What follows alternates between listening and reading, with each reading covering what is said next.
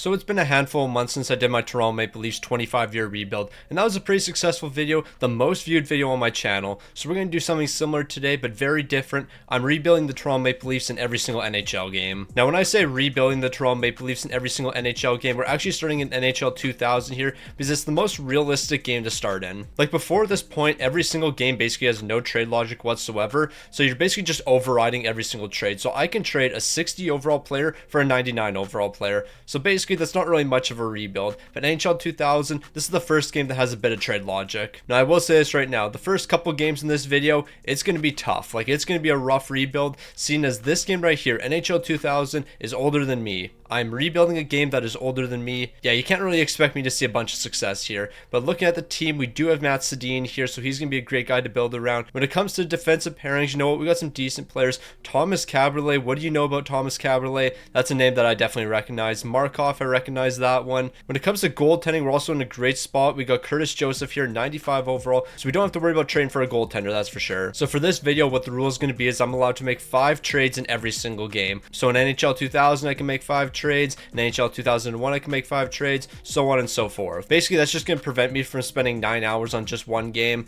We can't be sitting here forever. So with all that being said, I think it's about time we start making some trades here. Alright, so for these early games, I'm assuming that there is a bit of trade value, but not too much. But could we potentially do something like this? Ty Domi straight up for Joe Thornton. Now, they're going to be saying no to this deal, as they should be. But Joe Thornton's an 81 overall, so I'm actually willing to trade a couple 60 overall players for him. So how about I add King into this deal? They're still going to be saying no. I'll give you another 64 overall player if we have one. So I'm not gonna lie, I think I've overlooked something very important in this game. So I've been trying to pull off trades and I haven't been able to pull off a single one. I want to get Don Sweeney. Now I'm trading 2 players over to the Boston Bruins for 1 player.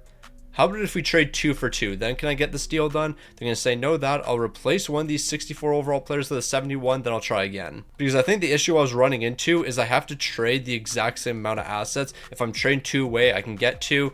And that's exactly what the problem was. So yeah, Don Sweeney, welcome to the team. So now that I know that's how the trading works, this is going to be a lot easier. So our forward core obviously needs an upgrade. Marian Hossa could definitely be that guy for us, but I'm trying to find a low overall in the Ottawa Senators. It might be this 60 overall right here. So Domi and Markov for Butsayev and Marian Hossa. Hopefully they're going to be accepting this deal. They're going to say no to that. I'll throw another 70 overall in the deal if you give me a 60 overall. So how about I give you Thomas Caberlet and then in exchange, you just give me some 60 overall player. So is this package right here fair? Not really, but you know what? I think we're coming out on the winning end. So basically with this deal, I'm just kind of learning a bit more about the trade logic. Can I flip a 62 overall player and a 63 overall player into a 65? I guess I can. Now I'm going to flip that 65 overall with a different player, and we're going to try to get an upgrade to our defense. So if we can get Richter in this deal with the Islanders, it would be massive for us. We're giving up 3 healthy scratches, a 65 overall, 64 overall, and a 61, but we're getting a 70 overall player, and all we had to do was take on 250 overalls. That's a big time move for us. Alright, so this is going to be the final move. Richter, I actually changed my mind. We're going to trade you away.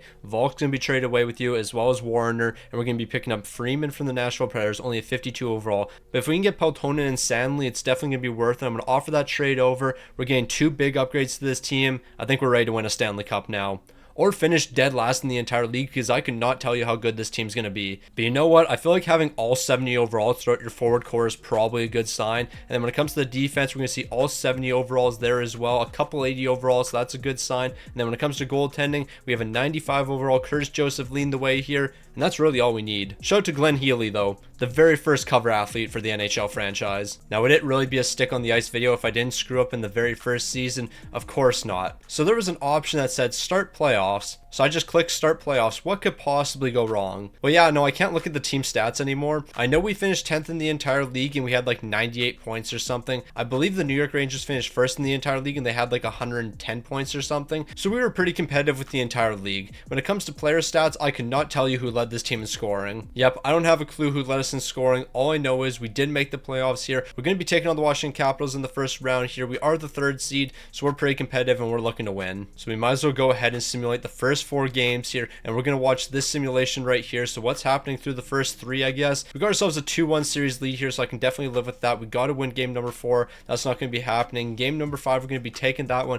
Can we close this out in a 6-game series? Yes, we can, and now we're moving on. We have the Ottawa Senators up next. Let's take down Ottawa in a quick sweep here. Let's not mess around. And after dropping game number 1, we're going to be winning 3 straight games. So can we close out in a 5-game series? It doesn't look like that's going to be happening. We got to simulate game number 5 here. Thomas is on a cold streak, but you know what? I believe believe in him. Maybe I shouldn't believe in him. We got game 7. And in game 7 against the Ottawa Senators, who's coming out on top? It looks like it's going to be us. A massive OT victory, and we've moved on to the conference finals. Can we win in year number 1? I mean, personally, I highly doubt it here. But hey, we're in the Stanley Cup final. The Stanley Cup final in year number 1. I didn't even know what I was doing in NHL 2000 here, and clearly that's being shown. We might have won game number 1, but we immediately dropped 3 straight games after that. Game 6 is going to be a massive one. Can we stay alive in this series? It looks like we're going to be able to. Game 7 for the Stanley Cup in NHL 2000. I didn't know what I was doing, and we somehow won. We won the Stanley Cup. I didn't know how to make trades in this game. This game is older than me, but here we are, Stanley Cup champions. Who would have thought? Team Solani are taking home the Rocket Richard. Shout out to you. The Norris is going to be going to Brian Leach here. He had a great season. Couldn't tell you what numbers he put up. Dumont was getting the call to here. Ed Belfour, he's taking home the Vezina. But yeah, we really won a Stanley Cup. I had no clue what I was doing here, but we're Stanley Cup champions in year number 1. The Conn Smythe winner, Matt Sedin, you already know he had a massive postseason. But let's not mess it up here. Let's actually look at the postseason leaders. So in the big time games, of course, Matt Sedin's going to be showing up. 14 goals, 17 assists. He was great for us. Bears is going to be having a big postseason himself, picking up 29 points. And then Thomas, Sullivan, King, Peltonen picking up 10 goals. What a great pickup that was. But the big time players showed up in the big time games. And that's why we're going to be winning a Stanley Cup here. So we're 1 for 1 so far in NHL 2000. It's time to move on to NHL 2001. So there's no question about it. NHL 2000 clearly set the standard for us. Luckily, Matt Sedin's still going to be around the Toronto Maple Leafs in 90 overall. We're actually going to have one more 80 overall in the forward core. That's going to be Korvalev. He's going to be holding it down the third line for us. I wouldn't be surprised if he plays some second line minutes. Offensively, we do have a solid team. I think we could upgrade the left winger though. Like, that's looking pretty weak on the first line. Can't be having a 74 overall here. 73 on the second line. We're definitely going to have to change that. When it comes to defense, we have too many 60 overalls here. 260 overalls on the third pairing defense. Unacceptable. Markov, I wouldn't be surprised if you get traded again here. It worked out for us in the last game, so why wouldn't we do it again here? And then when it comes to goaltending, Curtis Joseph, you won us one Stanley Cup, why not win us another? Now with NHL 2001, we're going to be seeing one massive change. 4 trading slots, not just 3, but we got 4 trading slots now, and we're going to utilize those. So trade number 1 is actually going to be completed with a franchise that doesn't exist anymore, the Phoenix Coyotes. Yeah, it's kind of weird to think that the Phoenix Coyotes or Arizona Coyotes aren't in the NHL anymore, but they're not. So what I'm looking to do here is pick up Greg Adams from the Coyotes. I'll give up Marin, McAllister, and Volk. So hopefully by giving up all those guys right there and taking on, say, a couple 50 overall players, we could get this deal done. I just offered it after adding 150 overall into the deal. We could have gotten way more. I might have fumbled the bag on that one. So I'm not going to lie, trading for a defenseman might be the most difficult thing in this game. I have been sitting here for the longest time. Pitlick, I don't care what we have to give up in order to get you. I need to bring you to the team here. Finally. You might think, stick on the ice, you are bugging. You gave up a 68 overall and a 69 overall player for a 70 overall player. I tried to trade a 69 overall player, a 68 overall player, and a 67 overall player for an 81 overall player. I took on 2 50 overall players, and I still couldn't get the deal done. Safe to say, trading is very difficult, but with the addition of Pitlick, at least we're rocking all 70 overalls and above when it comes to our defense, and with Corey Joseph as our goaltender, that should be enough to get us into the playoffs. So I think we might only make one more deal here, but LaPerriere, I want to bring you in to be our third line centerman. You're a good 73 overall player. Hopefully they're going to be accepting this. They're saying no. What if I take on a 57 overall player? Okay, that's actually a really good deal for us. So we got an upgrade when it comes to our forward core. Our defense has seen massive upgrades. I don't really think there's any more deals we can do, because just looking at our healthy scratches here, we're looking at a lot of 59 overall players. There is a 66 overall, so maybe it's possible for us to pull off one more move. So Pitlick, I made a massive deal about how difficult it was to trade for you, but guess what we're going to be doing? Trading you now. You're off to the Nashville Predators. Holder, you're going to be joining the team here. That's a nice 2 overall jump. I think that's what we were looking for. So this is what the new look Toronto Maple Leafs are going to be looking like. Matt Sedin and Korvalev are going to hold it down that top line. Perrier, we're going to have him playing some third line minutes for us. 73 overall. That's actually pretty solid. The second line's looking great. 77, 77, and a 78. I think this is a pretty solid offensive core. When it comes to the defense, the top 4 is definitely looking great here. The third pairing might be a bit weak,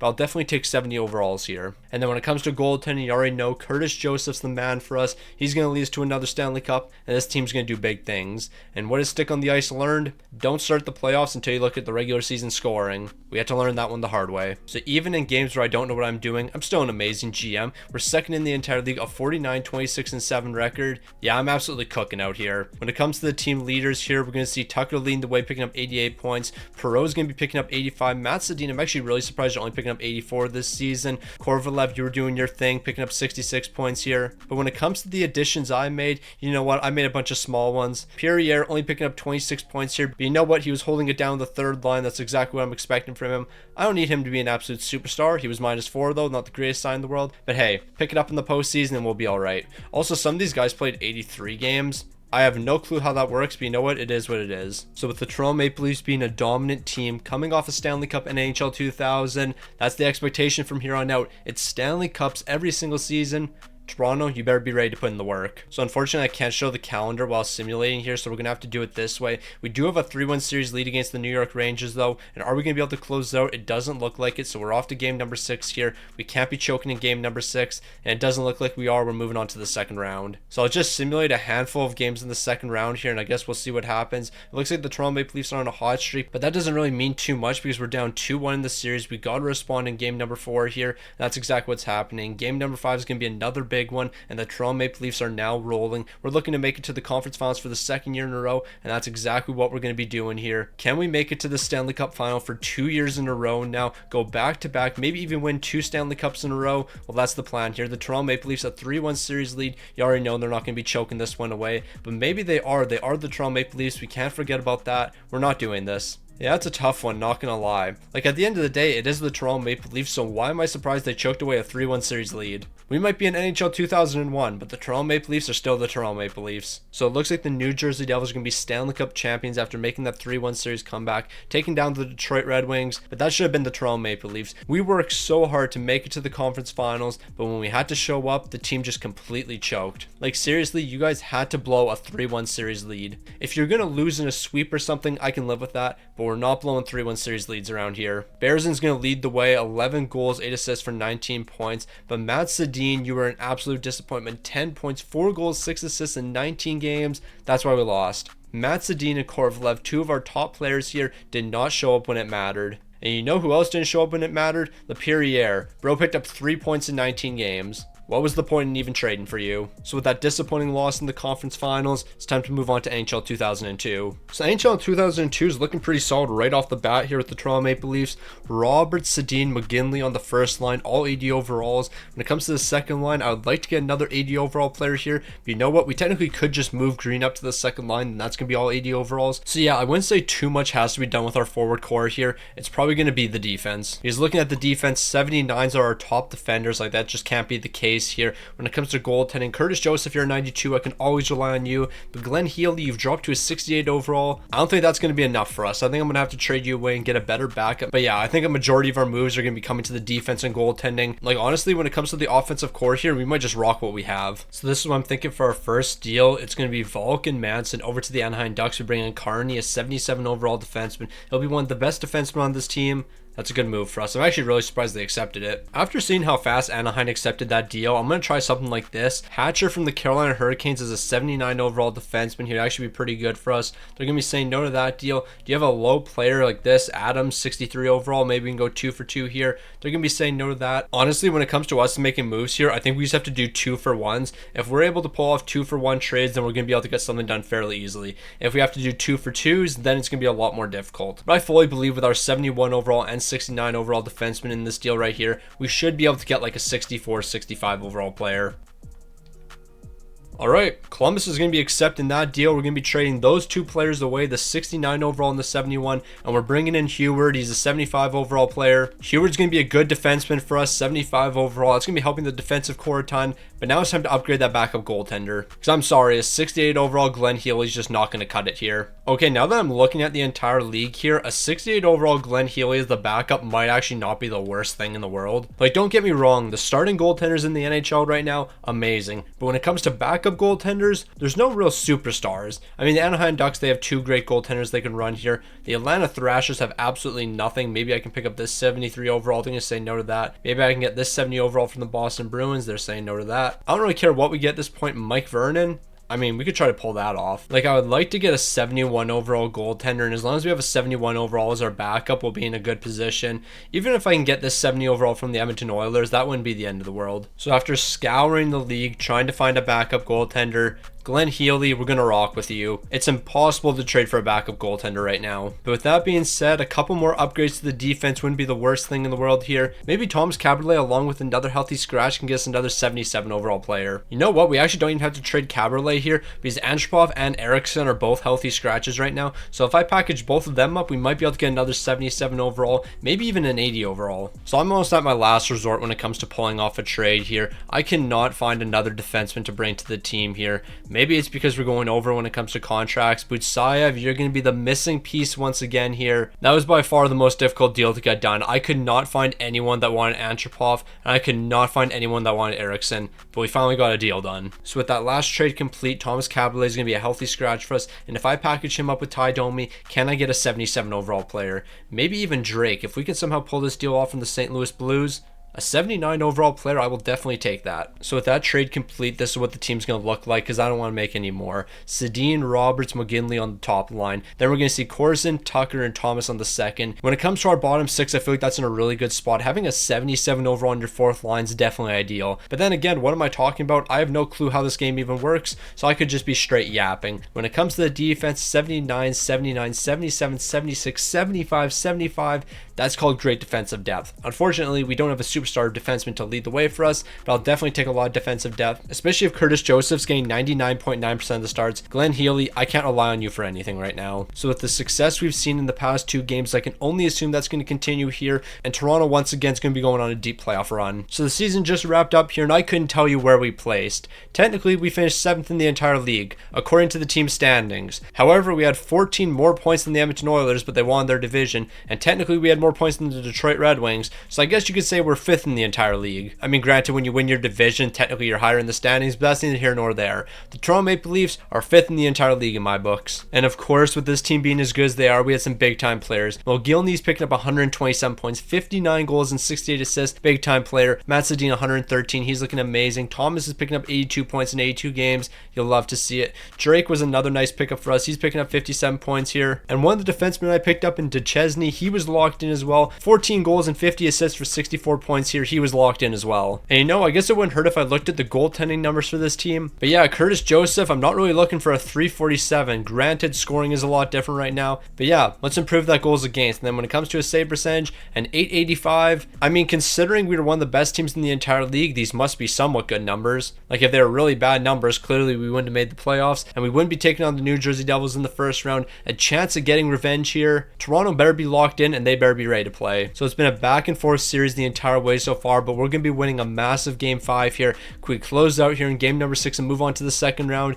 Yes, we are. And now we got the Washington Capitals to take on. So Washington's definitely going to be a tough matchup for us, but you know what? I think Toronto can compete with the best of them, and yes, we can. We're about to make it to the conference final. Wait, what happened here? What happened? What happened? What happened? How are the Washington Capitals Stanley Cup champions? Oh, maybe Toronto was down 3-1 in the series. All right, Stick on the Ice's reading abilities are on full display here. We were maybe up 1-0 at one point, but we were never up in this series for an extended period of time. Why did I think we were up against the Washington Capitals? Washington's beating St. Louis in the Stanley Cup final, so that makes it even worse here. But yeah, how did I think we were up in this series? Like, we won game number 1, and then we immediately lost 4 games after that. So I don't even know what to say about that. Yeah, it's a tough loss in the second round. No, but seriously, what was I yapping about? Did I think we were up 3-1 in this series and we were absolutely dominating, making it to the conference finals once again? Yeah, that definitely didn't happen. When it comes to the postseason scoring, Thomas is going to lead the way here. Roberts was great. Sedin was great. Carney was a pretty solid player, picking up 7 points in 9 games here. But yeah, the big time players just didn't step up here. Mogilny, in the biggest games of your career, what'd you do in the postseason? 6 points in 11 games.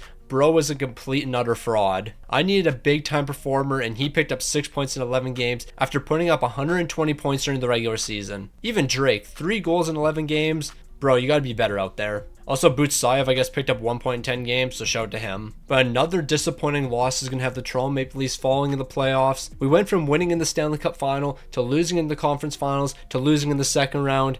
I'm not losing in the first round next season. We got to flip the script a little bit. So we moved on to NHL 2003, and we're looking to change the trend here, going from Stanley Cup champions to losing in the conference finals to losing in the second round. I refuse to lose in the first round here. And Matt Sedin, he's got to lead the way for us. 97 overall. That guy's going to be an absolute beast for us.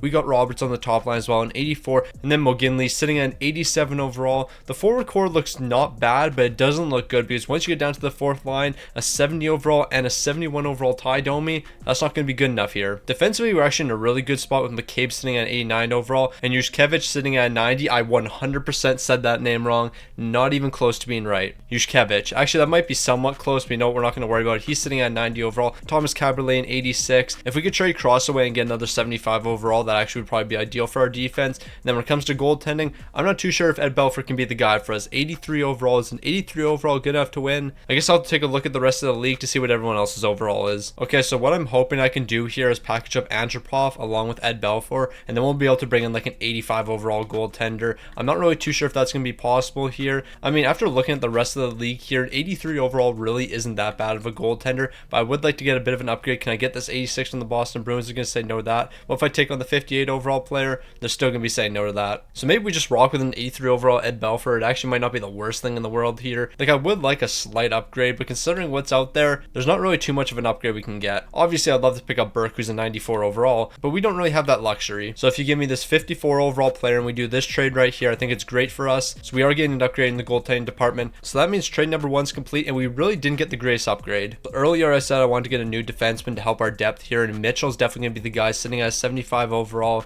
They would have too many skaters. Thank you for that notification. I want to thank the game for giving me that notification right here, because now I know I need to throw in this 59 overall player and we can get the deal done. So I know for a fact I'm going to have to give up a good player in this deal, but it's actually worth it if I can get it done. Can I bring in 77 overall Adams? I'm going to say no to Ty Domi and Pilar, but I am willing to trade like an 84 overall player. Like if I have to trade Green, I'm willing to do that. So I throw Green this deal and then get Adams. We're getting an upgrade there, but then I'll make another move to improve our bottom six. So we're going to continue with the small trades here. I think this will be the next one, picking up Sylvester from the Atlanta Thrashers. That's another big time move for us. Like, you got 73 overall Simon. Can we get that deal done? Yes, we can. Now the Toronto Maple Leafs are ready to go on another deep run. So with the moves we made, we did improve the bottom six a little bit here, just giving us a bit more forward depth. And then when it comes to the defense, that's looking fantastic here. The lowest overall being a 75. Mitchell's going to play some second pairing minutes. Him and Caberlet, that's going to be a great tandem. And then when it comes to our goaltending, Richter's going to be our goaltender. It's a 2 overall jump from Ed Belfour, so I'm hoping that's going to make the difference here. So guys, unfortunately, I have some bad news here, and the game glitched once again. Don't you hate when that happens? And the glitch was I'm not allowed to win games this season. So yeah, 25th in the entire league. The Toronto Maple Leafs at 33, 35 and 9 record. I was hacked. Yep, the team got hacked. There was a bunch of things going on this season. Nothing I can do.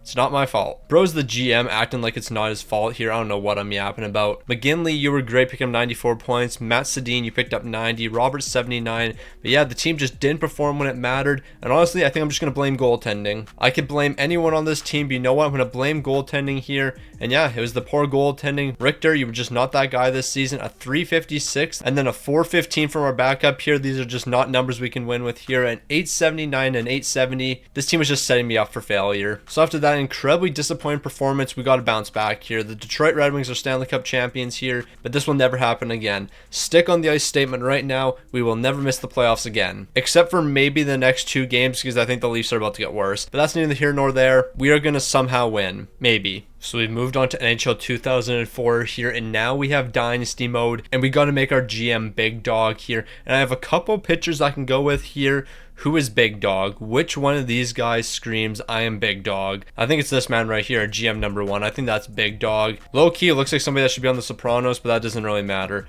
Big Dog, oh, even this guy. GM number 5, nah, it's Big Dog. That is Big Dog right there. That is Big Dog if I've ever seen him. Now, who is Big Dog? Basically somebody I conjured up in the past, like, 15 seconds. I was going to make a Darnell Richmond, but you know what? Darnell Richmond, he's too good to be the GM. If he was the GM of this team, we're 82-0, and you know what? That just wouldn't make a fun video. So show it to Big Dog. He's about to become a GM here. I have absolutely no clue what I'm doing when it comes to this Dynasty mode. I'm assuming it is very similar. Oh, look at Big Dog there, putting in work on the computer. That man's a grinder right there. But yeah, we got to trade some players. We got to make some big moves. Big Dog's looking to cook early on. And hold on, wait a minute. We finally have some picks to work with. Now, I'm really not too sure how much value these picks are going to have, but can I do a first round pick for Kovalchuk? Oh, I can. Okay, we may have got finesse there. I have no clue if we got finesse, but you know what? I think that was a good trade. We got Kovalchuk on the team. 86 overall. Okay, we might cook this season. Our defense might be really bad, but the forward core we have is looking really good so far. Do you see this right here? Koila Akovo has 98 potential. Bro has 98 potential, and currently he's sitting at 69 overall.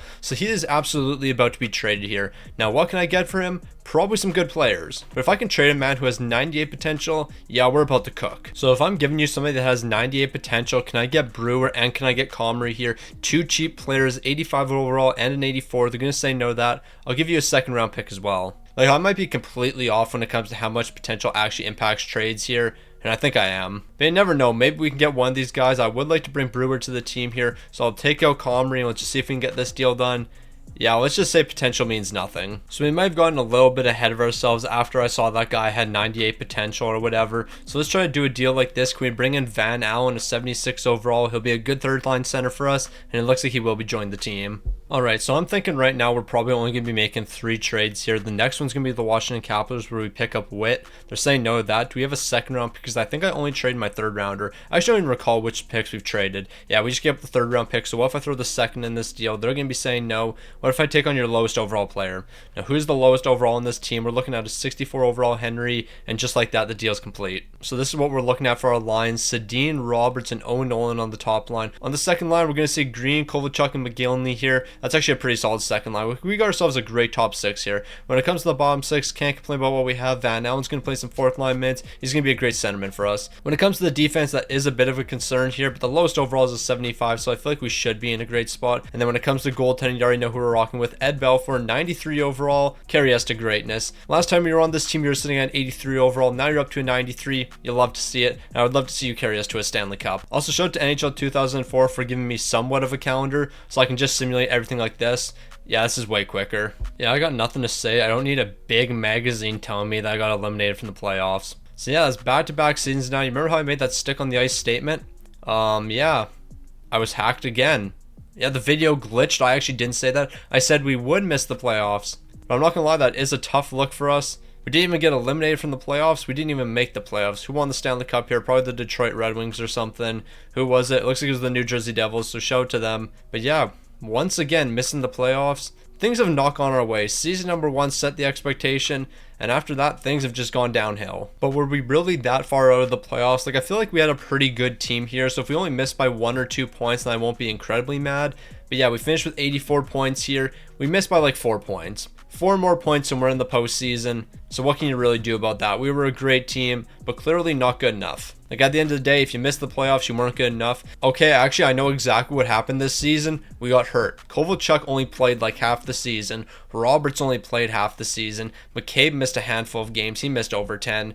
So yeah, that's really what hurt this team this season. Van Allen only played 61 games and bro picked up 3 points. Like, I know you're playing on the 4th line and everything, but even still. And then Reichel, he was supposed to be our 3rd line centerman. He only played 58 games this season. Marchman only played 52. We got bit with the injury bug this season. Nothing you can really do about that. Everyone was hurt. So you know what? I think that I did build a good team here. And Ed Belfour, you put up great numbers. A 221. A 221 should definitely be putting you into the postseason. And what was your save percentage? An 896? Okay, that kind of contradicts the 221. But yeah, I think it was honestly just injuries this season. If we were healthy for all 82 games, we wouldn't have dealt with this issue. So from here on out, injuries are going to be turned off because I'm not dealing with this nonsense again. So we've reached NHL 2005, and the Leafs have definitely had some hardships here, no question about it. But the first line looks incredible. Sedin, Roberts, and Nolan are definitely going to hold it down, no question about it. On the second line, though, we can't have a 79 overall Renberg. That's just not possible here. We got to get a new right winger for the second line. The bottom 6 is looking okay here. I think we can work with what we have,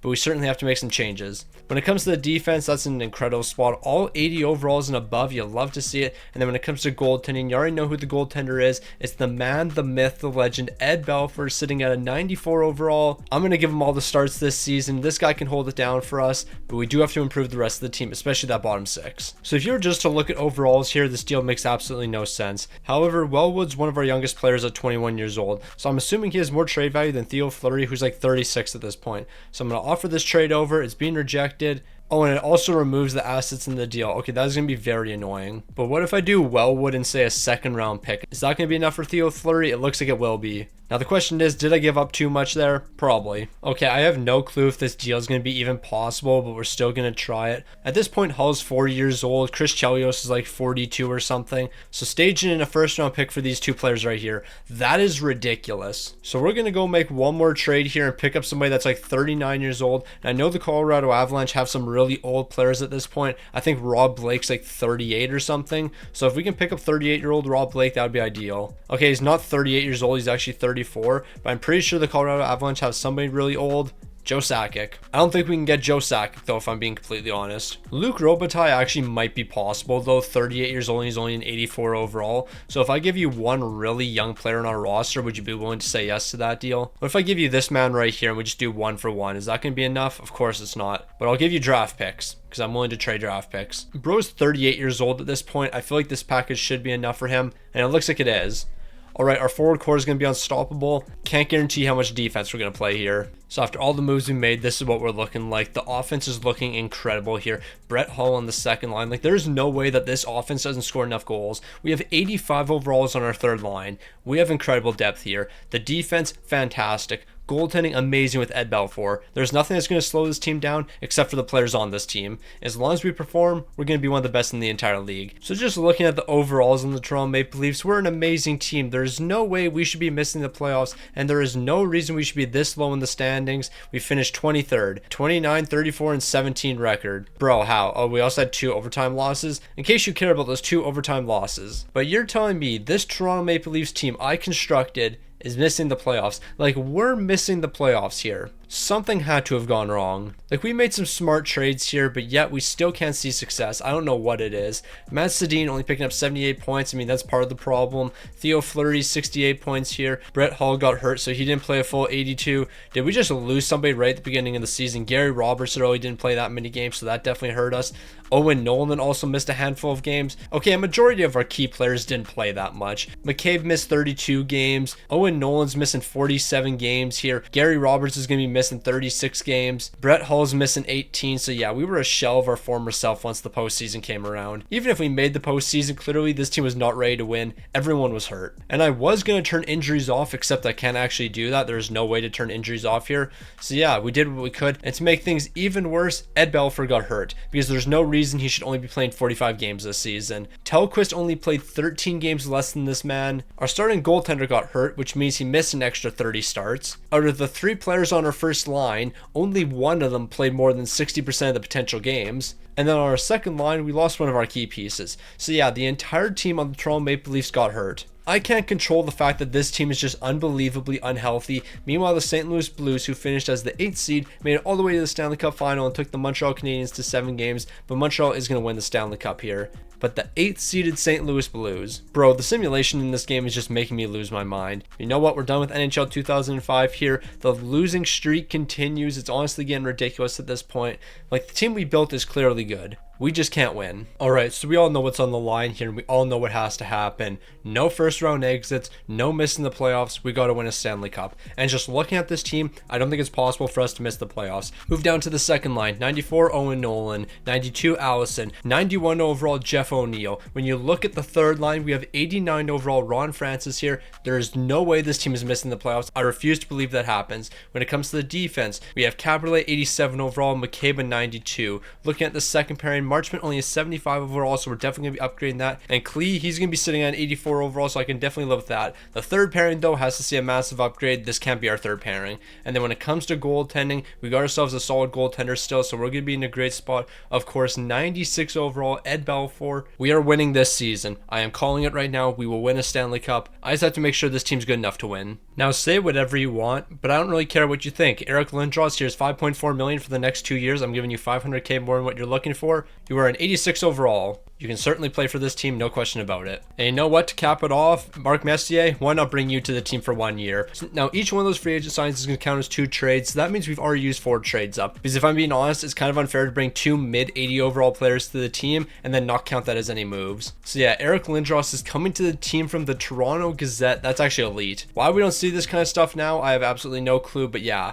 I'm going to start seeing the newspaper pop up on my screen and then get annoyed 3 weeks later because it pops up too often. Because that's exactly what would happen if we brought some of these kind of things back. So after those 2 free agent signings, this is what the team looks like, because after I set our best lines, apparently we had a bunch of very good guys as healthy scratches. So now this is what the defense looks like. Yeah, I can definitely live with this defense right here, but I do want to make one upgrade to the 3rd pairing. So I don't really know how high of an overall player we can get here, but I'm giving up a 75 overall Antropov, a 71 Berg, and a 1st round pick. Can I get Adam Foote for that package right there? You know what? I am really happy I sent that over to the Columbus Blue Jackets, because you know who I was actually about to get? Brise Bois. Yeah, we got Adam Foote, and that's a major upgrade. So that's going to be the lone trade we make here, and our team is incredible. Look at that newspaper from the Toronto Gazette, only costing $1. That's probably going to cost you $6.99 nowadays. But through those 2 free agent signings and then the 1 defenseman we traded for, here's what the team looks like. This team is unstoppable, and I refuse to believe we don't finish 1st in the entire league. Looking at the defense, Adam Foote, Thomas Caberlet. You move down to the 2nd line, that's where you're going to be seeing McCabe, and then you look at the 3rd pairing defense, we have an 84 and an 82, and then you already know what we're rocking in between the pipes. We got Ed Belfour.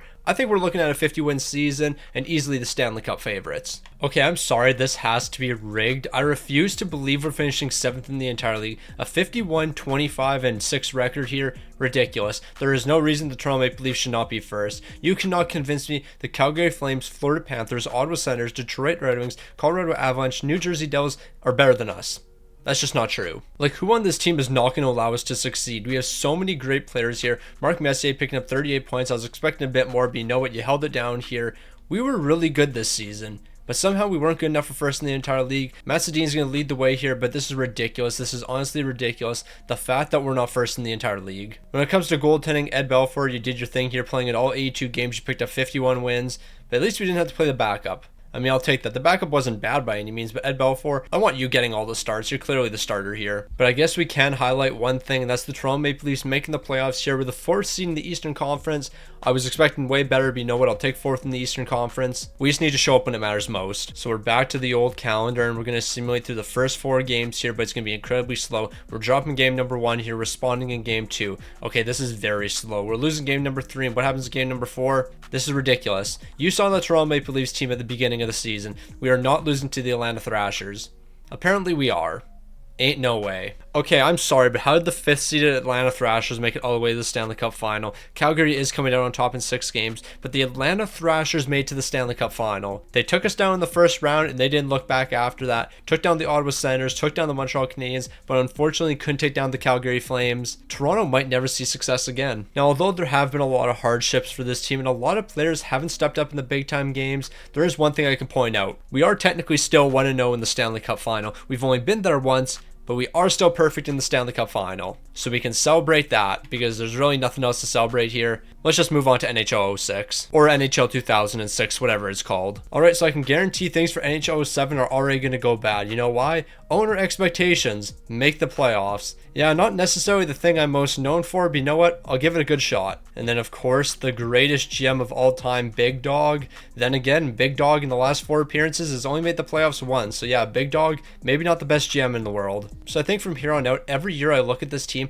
I just have to assume that we're 10 times worse than what we actually are. So this team right here, absolute garbage. This defense, absolutely atrocious. And then when it comes to our goaltender, who's our goaltender right now? Raycroft, absolutely despicable. There's no way we win with this team. Now, if I make trades with this logic, will I see more success? Well, we're about to find out. So Team Solana, you are 36 years old at a 93 overall. Could I interest you in a 22-year-old Alex Steen? You know what? He's a good young player. He's going to develop. Anaheim, are you willing to accept that deal? They're saying no. What if I give you a 3rd round pick? I'll give you that 3rd round pick and that'll make the difference. They're saying no to that. How about a 4th rounder? Okay, am I really surprised at this? Not really. But what if I give you a second round pick? You know what? Second rounders make the difference. Teemu Selanne, welcome to the team. Alright, where's those old geezers in Detroit? We got Nick Lidstrom up next. Matt Stage, and I could trade you away. I might even trade White away here. If we do Williams and White, is that going to be enough for Lidstrom? They're going to say no because we'll go over the salary cap. I guess that is a thing still. Okay, now this deal actually might be possible to get done. We bring in Brisebois for the defense. We bring in Turgeon for the forward core. We give up Williams and White, two young players. Now the Colorado Avalanche are going to say no to that deal right there. But what if I give you a third round pick? They're still going to say no to that. Do I give up a first round pick in this deal? If we give up a first round pick, I can almost guarantee we get this deal done. But they're actually still going to be saying no to that. All right. So how about I just try to pick up one of these guys and we go for Brisebois? That's going to be a great deal for us. It's helping the defense a lot here. But I do think we might have given up a bit too much. So I think we just have to make one more deal, and this is what it's going to be. Staging in a first round pick over to the Avalanche for Pierre Turgeon. Now we're done with the moves. I would like to bring up one more defenseman, but you know what? I just don't think we're going to be able to do that with the assets we have left. So we went all in to win this season. Sedin, Allison, and Teemu Selanne on the top line. On the second line, it's Tucker, Turgeon, and Lindros. Looking at the third line here, we have an 87 overall O'Neill leading the way here. You can't convince me that this forward core has any weaknesses. Then again, I've said that for the last 3 games in a row, so what do I actually know? Defensively, I think we're in a really good spot, like 90 overalls and above on the top 2 pairings, and then on the third pairing, they gain a +3 boost, so we're going to have an 83 overall and an 84. What more can you ask for? Especially when this is your goaltender, Raycroft, 85 overall. Yeah, an 85 overall is not the greatest in the world, but considering the defense and offense we have in front of him, I don't see why we can't win a Stanley Cup. But just in case we need a better goaltender, Raycroft, a 3rd and 4th rounder, over to the Anaheim Ducks for Bruce. Unless for some reason Telquist can be the difference since he's considered a rookie goalie. Bro, ain't no way we just did that. Alright, Dominic Hasek, welcome to the team. Now this right here, you love to see it, you really do. There's no way we don't win. So I have some bad news. The Toronto Maple Leafs didn't finish first in the entire league. I know you're surprised about that, but don't worry. 11th in the entire league is the playoffs. So if we can go on some absolute miracle run here, we could still win a Stanley Cup. We're taking on the Tampa Bay Lightning in the first round. They had a very similar record to us. We had the same amount of points. It could go either way. When it comes to the top players on this team, they definitely showed out. Sedin, Allison, Teemu Selanne. I can't complain about what any of these guys did here. When it comes to the bottom 6, none of these guys performed in the slightest. Every single player on the bottom 6 was abysmal. Like, the bottom 6 was actually atrocious, and it's actually a bit surprising because I thought that was the one good thing about this team. Like, I knew we had a really strong top 6, but I didn't think our bottom 6 was really that bad. When it comes to goaltending numbers, you already know that Dominic Hasek's going to be looking amazing. A 262 goals against with an 874. Okay, maybe I was gassing up Dominic Hasek a bit too much here because, yeah, we were actually not that dominant. But you know what? The postseason's around the corner, and now Toronto's ready to take over. Because as we all know, if there's one place the Toronto Maple Leafs are going to show up, that's the postseason. Now I'm just lying. Like, the last thing this team has done is shown up in any postseason game so far. Are we going to win game number 1? I actually can't even tell you. We're going to be losing that one. Why am I surprised? And I also shouldn't be surprised at the simulation being this slow. We win game number 2 here. We got to win game 3. I'm not going down 2-1 in the series. We're going down 2-1 in the series. Now, I don't want to go down 3-1 in the series, but my guess is that's going to happen. Every single time we have to simulate a playoff game, I can almost guarantee we're going to be losing it. What's going to happen in game number 5 here? We're actually going to win that one. Okay, that's a bit of a surprise. Here we go. Game number 6. If we win this game, we're forcing game 7. That's exactly what's happening. Here we go. Game 7. If we win this one, we're off to the second round. I'm really delaying this. Like, it's taking forever to simulate, but we got the Carolina Hurricanes. We got momentum, and let's use that momentum. Simulate the series. Now, we basically can just sit here because it's going to take an hour to simulate. We're currently down 2-1 in the series. We got to win this game here. We're down 3-1 in the series. All right, I don't think we're going to be making this comeback, but you never know what's going to happen. I know we're going to lose, and that's what's happening. But hey, at least we made it out of the first round. Like, that doesn't happen very much for the Toronto Maple Leafs, and that does not happen very often in this video. So I'll take a second round exit. It's not much. I mean, it's absolutely nothing. Like, we lost in the second round, but at least we lost in the second round and didn't lose in the first round or not make the playoffs. We're trending in the right direction, I hope.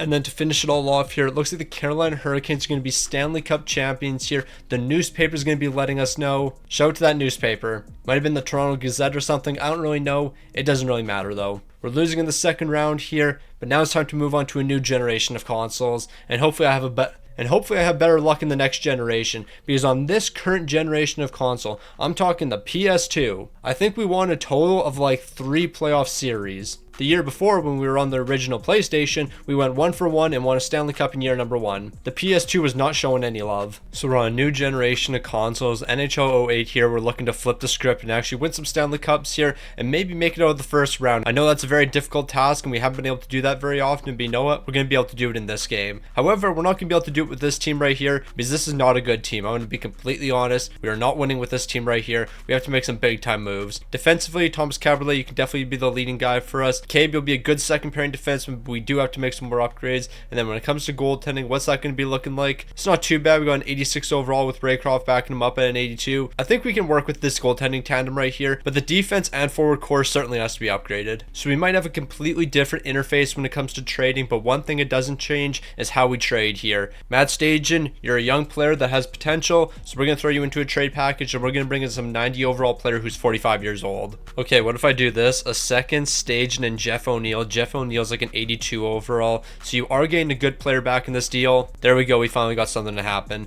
But I did have to give up a second round pick, so I mean, was it really worth it? Okay, I'm not going to lie, so far in any of the games I've played, this has been the most difficult to get deals done. I just want to bring in like 81 overall players and it's impossible to do that. Okay, can I do Steen and say a third and fourth rounder from Michael Ryder? It's only a 1 overall jump, but we need a bit of help here. Still can't get it done. All right, Sergei Fedorov, you are an 89 overall playmaker. You have a 72 overall potential. You are 37 years old. I'm assuming I can get a deal like this done. We're building a seniors home here. Now, I'm incredibly serious when I say this is our last trade right here. I swear it's impossible to make trades in this game. I mean, I could just be doing trades completely wrong because, I mean, there is no trade value I can base things off of. But man, I have no clue what I've been cooking up here. I mean, there is no question about it. We are a better team than we were earlier, but even still, like Matt Sedin, Brendan Shanahan, Fedorov, we have a handful of solid pieces that we can build with. Defensively, we are a bit weak here, but you know what? Thomas Caberlet, he's going to lead the way. He's going to have an incredible season. And then when it comes to goaltending, it's not a weak point of ours, but it's not a strong point. This is the very first simulation on a new game, a new generation of consoles. We gotta start it off big. Let's get ourselves a Stanley Cup. Okay, so I've convinced myself when I don't know what I'm doing, I actually do better. 5th in the entire league for the Toronto Maple Leafs, a 49-32-1 record. This team is actually pretty good, but there is one thing that dictates how good this team is. Shanahan staying healthy, because there were 2 times this season where Shanahan got hurt. I don't know how many games he missed, but in those games where he didn't play, we were nowhere near as good. Okay, he only missed 7 games, but in those 7 games we missed, I think we only won 1 of them. So if this man stays healthy, we have a way better chance at winning games here. Sundin was great, picking up 87 points. Sergei Fedorov was a great guy for us, 54 points this season. Like, we're 5th in the entire league. Clearly, we're a good team. And then when it comes to our goaltending numbers, Andrew Raycroft, you were a great backup for us. But look at Toskala, our starting goaltender, 37 wins this season, a 304 goals against, which has me very concerned, and an 892 save percentage, which also has me concerned. Like, we were a good team and all, but I am expecting better numbers than this. So yeah, you got me a bit concerned. Like, look at Roberto Luongo. Yeah, his numbers were significantly better, but you know what? We're going to find a way to show up when it matters. Taking a look at the playoff bracket here, ignore the fact that we already lost game number 1. I accidentally simulated 1 game, but that's neither here nor there. We're going to make a big comeback. We have the Islanders in the first round. It's time for this team to cook. Bro, you're kidding me.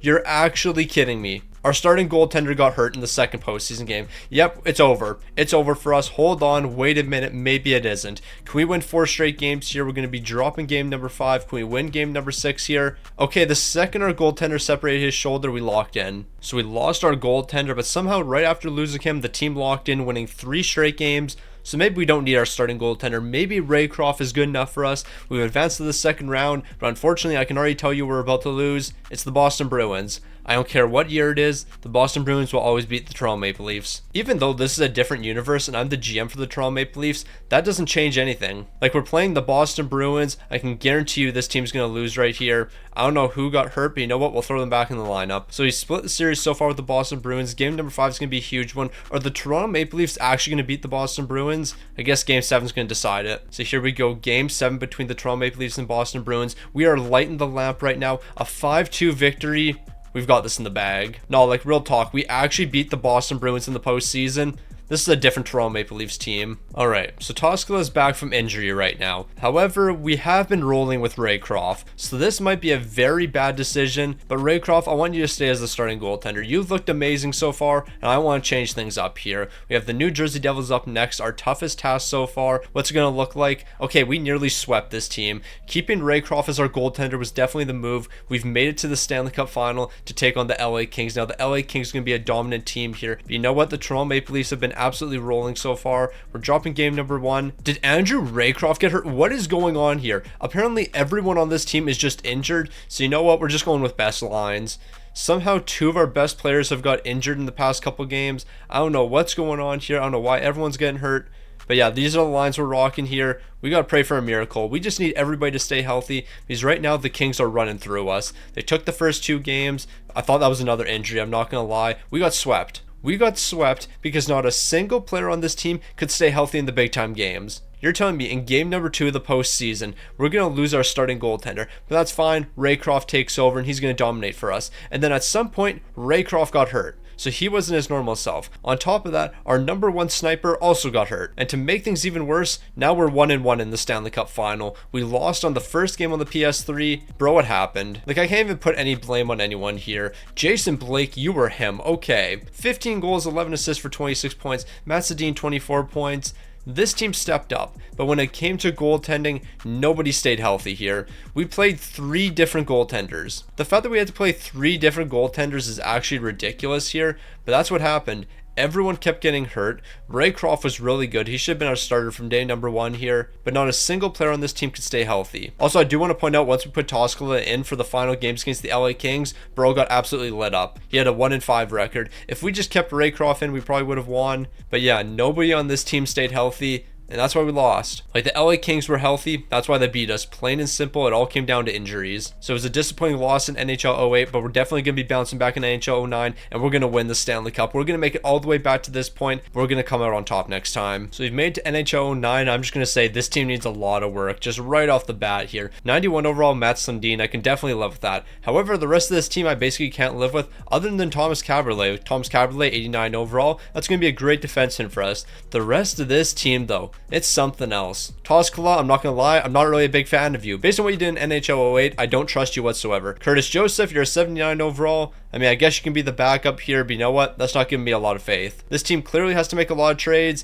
and based on how it went the last game, it's going to be difficult. Maybe Gabrowski can be the difference. I'll add him into this deal, and just like that, he is going to be the difference maker. Chris Chelios, welcome to the team. You're our 2nd highest rated defenseman now. That's not giving me a bunch of hope. Now, I don't normally try to trade for the same players over and over again, but in this situation, I almost feel like I have to do it. Where are you, Teemu Solani? Yeah, let's get this deal done. You're really saying no to that. Like, Teemu Solani at this point has almost no trade value, but they're going to say no to Jason Blake and a 2nd round pick. I'll give you a 3rd round pick as well. Just give me Teemu Solani. Okay, we're not getting this deal done, I guess. I mean, we're not getting this deal done unless I give you a 1st round pick. Now, if I'm giving you a 1st round pick, you have to give me something back. You have to give me a 2nd rounder. Let's try to make this fair. They're going to say no to that. How about a 3rd round pick? Like, I want to get some draft compensation back. I'm really not getting any draft picks, am I? Like, we are really getting finessed out here. Okay, I'll take out this 2nd round pick, and we'll do Stajan and a 3rd rounder for Gary Roberts. Gary Roberts is a senior. This man is 42 years old, and I'm willing to give you a 2nd round pick. Here's a 2nd round pick. Give me Gary Roberts. There we go. Now, can I get Mark Ricci here? Probably not. And it's not even like he's a super high overall. Like, bro's a 79 overall or something. He's a 78 overall. I am doing all this to get a 78 overall player onto the team. Like, here's 2 good young players that have potential. Never mind. We're not bringing him to the team. So if we're going to win a Stanley Cup this season, there's one thing that needs to happen. Matt Sundin, I need you to pick up about 175 points, and Teemu Solani, pick up 180 points this season. Defensively, Chris Chelios, I forget how old you are. You're 46 years old. How about you pick up 75 points this season? Yeah, those are some pretty realistic expectations. No, but real talk, let's go make one more trade. Like, even a guy like Craig Conroy, who's 36 years old at this point and is only a 79 overall, he would actually be an upgrade for this team. They're going to say no to that package right here. I'll throw in another young player, and then that should be enough, but we all know it won't be enough. So here's Forrester. I'm giving you a nice young defenseman, a 3rd round pick, and a great young forward. All of this for Conroy, and I still can't get it done. I mean, at this point, I don't even care. Here's a 74 overall player. I'll take it. Now, if I could summarize our season in one screenshot, this is what it would be. The fact that nobody on this team has stayed healthier for more than 2 weeks at a time. I kid you not, every 5 games, somebody gets hurt. Okay, now this is a bit embarrassing. second last in the entire league. In NHL 08, we were 5th in the entire league and made to the Stanley Cup final. This season, we finished second last in the entire league. A 30, 39, and 13 season. Yeah, I got nothing to say about that one. I mean, granted, it would help if some players could stay healthy on this team. I mean, the big time players did stay healthy, but we had a handful of guys that were just missing games like crazy. Like, the bottom 6 virtually played absolutely no games this season because they were hurt every other game. Surprisingly, one of the healthy players, Chris Chelios, 47-year-old Chris Chelios, played all 82 games. But when we get down here, yeah, you can see there was a handful of players that missed a majority of the season. And then I guess Toskala also played a majority of the games, but he just got hurt right at the end of the year. So yeah, that was kind of pointless. I'm still going to blame injuries on this season though. Yep, it was injuries that hurt us, and definitely not injuries to our bottom 6 that really didn't affect us that much. Nope, it was clearly injuries that hurt us. Shout out to the Columbus Blue Jackets, Stanley Cup champions. But let's move on from this game. Alright, so without a doubt, NHL 10's giving us the worst roster we've seen yet. Like, there's no pieces on this team that I actually want to keep around long term. Maybe defensively, Thomas Caberlet is untouchable, but everyone else on this team is eligible to be traded. Like, this is a terrible team right here. However, it's actually going to be fairly easy to rebuild this team, because although we have a terrible team here and on paper we don't stand a chance at winning a Stanley Cup, there is one thing we do have here. We have young talent and we have trade value now. So with trade value, it should be a lot easier to get deals done, and I already know what the first trade is going to be. However, we do have to probably clear up a bit of cap space. So this is what the first deal is going to be. Boachman and Hansen are going to be sent over to the Red Wings. We're going to get Nick Lidstrom. I don't care if he's 39 years old. He's 91 overall, and he's going to be the best player that we acquired today. We're pretty close to getting this deal done. I would normally just add a lucrative 7th round pick, but we can't do that. So how about a lucrative 5th round pick? They're saying no to that, but what if I give you a 4th rounder? They're saying they don't want to give any veteran players, but you know what? If I sweeten the pot enough, they'll say yes to this. Even a 3rd rounder is not going to be enough to get this done. So in order to get this deal done, we're probably going to have to overpay. So Hagman, I'm going to include you into the deal, and both of you guys are going to be sent over. Lindstrom, a 2nd and 3rd round pick is going to be acquired. They're saying no to that. I'll take out the 3rd round pick. I don't care if we're getting finessed a little bit here. As long as we can bring Nick Lidstrom in, it's going to be well worth it. So I'm going to offer this trade over. They're saying no to that. Can I really just not get any draft picks? Like, you got to give me at least a 3rd rounder. They're saying no to that 3rd rounder. I guess we're going to get finessed here. But at the end of the day, are we really getting finessed if we're bringing Nick Lidstrom to the team? I don't think so. Alright, so part of the reason I made that last Nick Lidstrom trade and giving up the pieces I did is I want to make sure we free up a bit of money. Nabokov's going to be the next guy we acquire here. 5.1 million, but he's an 88 overall. That's going to be great for us. We need a better goaltender, so I'm going to send this package over. They're going to be saying no to that, but you know what? We'll just give up another rookie. Like, I don't really care how many rookies I have to give up. I just want to get this deal done. So I don't really know how fair this deal is, but Luke Schenn, Blake, and Gabrovsky are going to all be sent over to the St. Louis Blues. David Backes, Barrett Jackman, and Brad Boyes are all going to be acquired. I mean, I feel like we're pretty close to getting this deal done, but you know what? They're not going to trade David Backes away. That's not the end of the world, though. So if I take him out of this deal, what are they thinking? So how about I take David Backes out? I'll throw Mitchell in the deal, but you have to give me a 2nd round pick back. They're going to be saying no to that because Brad Boyes is important to their team, or Barrett Jackman. I actually didn't really read what they said. How about we do a 3rd round pick? Alright, so we're going to try to pull off this deal right here. Lucy and Stepniak are going to be sent over for Louis Eriksson and Steve Ott. Steve Ott's only an 80 overall, but that is a decent enough player for us. And then Louis Eriksson, he's sitting at an 83. That will help the top 6 as well. I'm going to send this package over, but we're over the salary cap by 100K. I was kind of hoping they would look the other way about that one, but I guess not. But at the end of the day, I can just throw this guy in who's worth 800K, and then we can get a 2nd round pick back. So we'll send this package over. The Dallas Stars are going to be saying no to that one. I'll take out the 2nd round pick, and we'll do a 3rd rounder. I don't really care if they don't want Lucy. We are getting this deal done. I'll take out that 3rd round pick, instead do a 4th rounder, and just like that, Dallas is now willing to accept it. Alright, at this point, I don't really care how we get a deal done, but Travis Zajac, we need you on the team here. We need another depth centerman. They're going to be saying no to that deal. What else do you want? Who do we have for valuable players?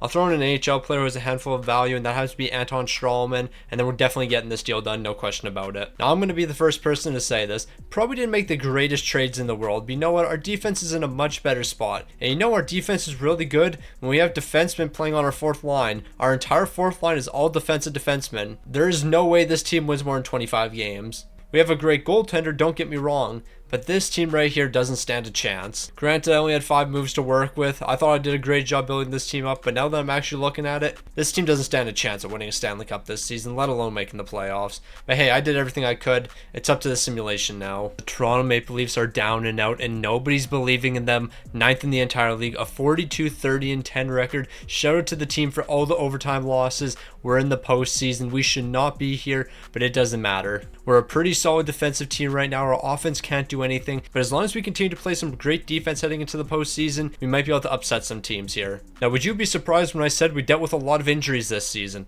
Like, this is more than I think I've ever seen. Brad Boyes missed 11 games. Louis Eriksson missed 24 games. Nick Lidstrom missed a handful of games. Zajac played less than half the season, but when he was healthy, he was almost a point a game. Not much of a surprise that we're seeing a lot of injuries because that seems to happen every single year. And then when it comes to goaltending, luckily Nabokov was healthy the entire year. He played in every single game, posting in 262 goals a game while picking up 41 wins. So Toronto's back in the postseason here. You'll love to see it, and they're looking to go on a deeper run. We have the Atlanta Thrashers in the first round. We're technically the 6th seed in the Eastern Conference, so it is a pretty loaded conference if we're 6th in the Eastern Conference, even though we're 9th in the entire league. So every team we match up against is going to be a tough one, but Toronto's got a chip on their shoulder. Everyone's healthy, and they're ready to go on a run. So with the Toronto Maple Leafs 100% healthy, is this team going to be able to cook something up? Well, we're going to be winning game number 1 here, and that's massive. Winning game 2, a quick sweep to start off the postseason. Toronto's here to play. So we've advanced to the second round, and we get to take on our bitter rivals once again here, the Boston Bruins. You already know the Toronto Maple Leafs and Boston Bruins. They go back and forth all the time, with Boston winning every single time. But this is different. I'm the GM now, and my Toronto Maple Leafs don't lose to the Boston Bruins. Now, I guess the real question is, are my Toronto Maple Leafs going to show up, or is it the normal Toronto Maple Leafs? We're dropping game number 1, but we're responding with 3 straight wins. Can we make it 4 straight? Unfortunately not, as long as we don't blow a 3-1 series lead. I didn't want to do this, but here we go. Game 7. We have game 7 to decide this one. The Boston Bruins picking up 2 goals in the first period. We got to show up in the third period here. We got shut out. We got shut out in game 7, blew a 3-1 series lead. If that's not Toronto Maple Leafs fashion, I don't know what is. Now, this is a prime example of why this team will never see success. Look at the team scoring here. I don't have an issue with that. You know what I do have an issue with? The fact that Nabokov got hurt and we had to put in Tolskala. Nabokov got hurt in the playoffs. He was 6-1 and then got hurt. I give up. Like, I truly give up. Why can nobody on this team stay healthy? Out of all the teams I've managed, nobody has been able to stay healthy. I've been trying to keep injuries on for as long as I possibly could, but you know what? This is where I draw the line. The Boston Bruins are winning the Stanley Cup. If our team was healthy, we would have been Stanley Cup champs. This setting right here has been by far my biggest ops. Things are changing. Injuries are off from here on out. I think I said I was going to do this like 5 games ago and I just never did. Yeah, things are changing now. We lost to the Boston Bruins after being up 3-1, and we would have beat them if Nabokov didn't get injured. In NHL 11, things change and the dynasty gets born. So you remember how in NHL 10 I said that was by far the worst starting team we ever had? Yeah, I want to take that back. NHL 11 is actually a worse team. This team is absolutely cooked. At least we have Dion Phaneuf. The defense isn't terrible. At least it's all 80 overalls and above. But this forward core doesn't have a chance at scoring any goals. We do have Phil the Thrill Kessel. He's going to be helping us a ton here. But outside of those few players, this team's in a terrible position. Goaltending, we got John Sebastian Shigera, so he's going to be the top guy for us. We have Gustafsson as the backup. I think we just rock with those 2 goaltenders because we're going to have to do so much work to this forward core. So in NHL 11, we have a bit of a different trading system, and I am all for it because guys like Luke Schenn basically maxed out trade value. I'm going to capitalize on that. But on top of that, we got draft picks to work with. And we have a lot of draft picks. I believe it's 5 years worth of draft picks. Yeah, we're going to build a super team. So with that being said, let's start to build our super team here. And what am I looking at first? Well, there's 2 guys I have in mind. One of them, Brett Seabrook. The next, Marian Hossa. Now that's about an $8 million cap hit. But we're going to find a way to make it work here because Luke Schenn, you're going to be traded. On top of Luke Schenn, it's also going to be Finger and Liebda. I'm going to send this package over to the Chicago Blackhawks. They're going to be saying no to that one. But you know what? We got some pretty valuable draft picks. So how about I throw this second rounder in the deal? And now Chicago's accepting it. Oh boy, we're about to build a super team here, aren't we? Now, I'm not going to lie. I thought this was going to be way easier. But apparently not. Because when it comes to making trades, I can offer 5 first-round picks for a 50 overall defenseman. But if they think that 50 overall defenseman is valuable, they will not trade that player under any circumstance. So that being said, the Rangers, I'm really hoping I can pull off this deal with you. I'm going to send you Versteeg in a second. Of course, we're not even close here. But what if I give you a first-round pick? Like, I don't know why I even offer that second rounder. That clearly wasn't going to be enough right now. They don't want to trade away a centerman. Okay, so here's a prime example of what I'm talking about. Here's another first-round pick. They still don't want to trade away a centerman. Here's a second-round pick. They still don't want to trade away a centerman, even though they're getting triple the value. I understand you don't want to trade away a centerman, but even still. Alright, so I'm looking at this deal with the Minnesota Wild, and I think we're going to do it. Thomas Caberlet, I've talked pretty highly of you in this entire video. However, you're not really worth your contract right now. 4.2 million, you're only like an 83 overall. That's not really that great considering I can get Koivu, who's getting paid 3.2 million, and he's an 87 overall. So that's a massive jump right there. We can also get another depth centerman here. So I'm going to send this package over. I know for a fact they're not really interested in a deal like this because they don't want to trade away a centerman. But what if I give you a first round pick as well? As you can see, they're not interested in trading away a centerman, but I don't really care what you want. Here's a second round pick as well. There we go. We got a massive deal done here, but we're not done yet. Now, I'm not going to lie. I'm low-key starting to lose my mind here. I don't know if it's going to be possible to get a deal done. It has been 20 minutes since my last deal, and I just can't get anything done. Like Anaheim, they're not looking to add another defenseman, so they're unwilling to accept this deal. They will not accept it because I have a defenseman in the deal. You guys could just take on this defenseman and trade him away, but no, you rather just say no to the trade. So since you're saying no, I'll throw in a different forward. How about this man right here? And I'll send it over for Corey Perry. But now they don't want to do this deal because Corey Perry is too important to the success of the team in the future. Bro, what? Alright, so this is a bit of a smaller deal that's also going to help us clear up a bit of cap space. Armstrong and a second round pick over to the Dallas Stars. We're going to get Trevor Daley. He's going to probably play some second pairing minutes for us. I'm not too sure. I didn't really read that rejection other than the fact that it said we got rejected. So I'll throw a third round pick in the deal. Why don't they want this deal? They're not interested in trading away a defender at this time. Your team surplus is defense. Make this game make a little bit of sense to me. I'll send a first round pick over. They're saying no. Does the trade block really mean anything? I guess not. Alright, this is the face of a man that's absolutely losing his mind in NHL 11 because the trading in this game makes zero sense. I'm going to trade an 84 overall who has a decent amount of trade value, as well as a first round pick and a second round pick. We are going to bring in Jeff Schultz. Now, Jeff Schultz, he's actually a 2 overall drop. He has less trade value than all of this I'm offering. I'm going to send this package over. We believe that Jeff Schultz is close to his prime, and as such, we need him here. We are not willing to trade him at this time. This is what they've said with every single player in this entire game. I have completed 2 trades. I am offering quadruple the trade value, and we still can't get deals done. I don't know what to do anymore. Like, we got those 2 trades done earlier. I don't know what to do anymore. And you know what? You might be making the comment, oh, stick on the ice, you're not fitting trade blocks and all that. You might be right on that. Let's go to the Boston Bruins. They're interested in all draft picks, and their team surplus is defense.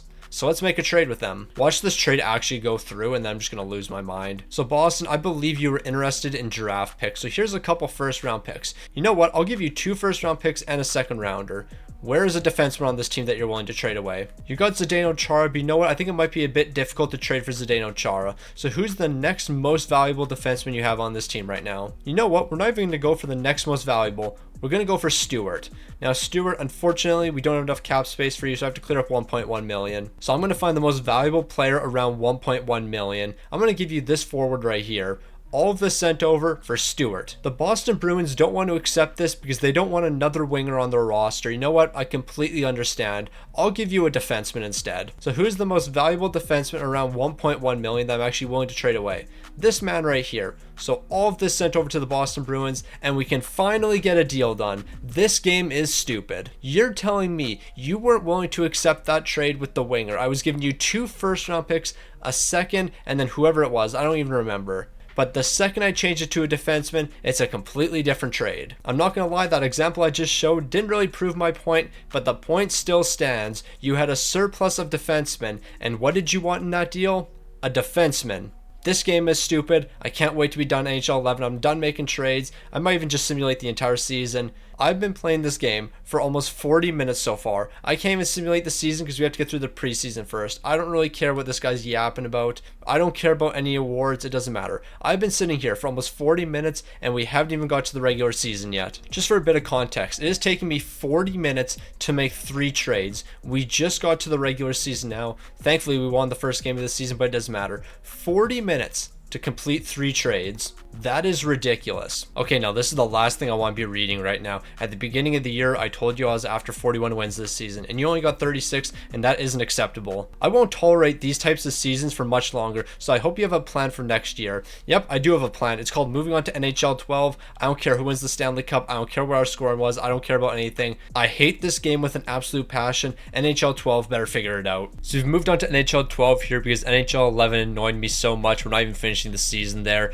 When it comes to NHL 12, the team's not looking that great. I'm going to be completely honest. The Toronto Maple Leafs are going through a difficult time right now. This is definitely not going to be a competitive team. However, we are going to make some trades in order to make this team better, but how much better can I really make them? James Reimer's our starting goaltender right now. That's how you know we're in the trenches. Now, this is the real question. We've gone from NHL 11 to NHL 12 here. The trading has to be better in this game. We can't be doing this absolute nonsense we saw in the last game. If not, we're never going to make a deal here. However, we do have a couple young guys that have a bit of trade value here. We are going to utilize that. Let's see what happens. So we're going to have to make a deal with our rivals for trade number 1 here. We're bringing in Thomas Plekanec, and we're also going to be bringing in Max Pacioretty. 2 guys that are going to be great for our forward core. Now, I know for a fact that if I offer this package over, Montreal's not going to be saying yes. Of course, they're going to be declining this. We're not even close when it comes to trade value. However, we have draft picks, and these draft picks have quite a bit of value. So if I give you Toronto's first round pick for 2013 and I give you Boston's second round pick for 2012, is that going to be enough? They're saying no to that. They don't want to trade a winger away. I'm not dealing with this nonsense again.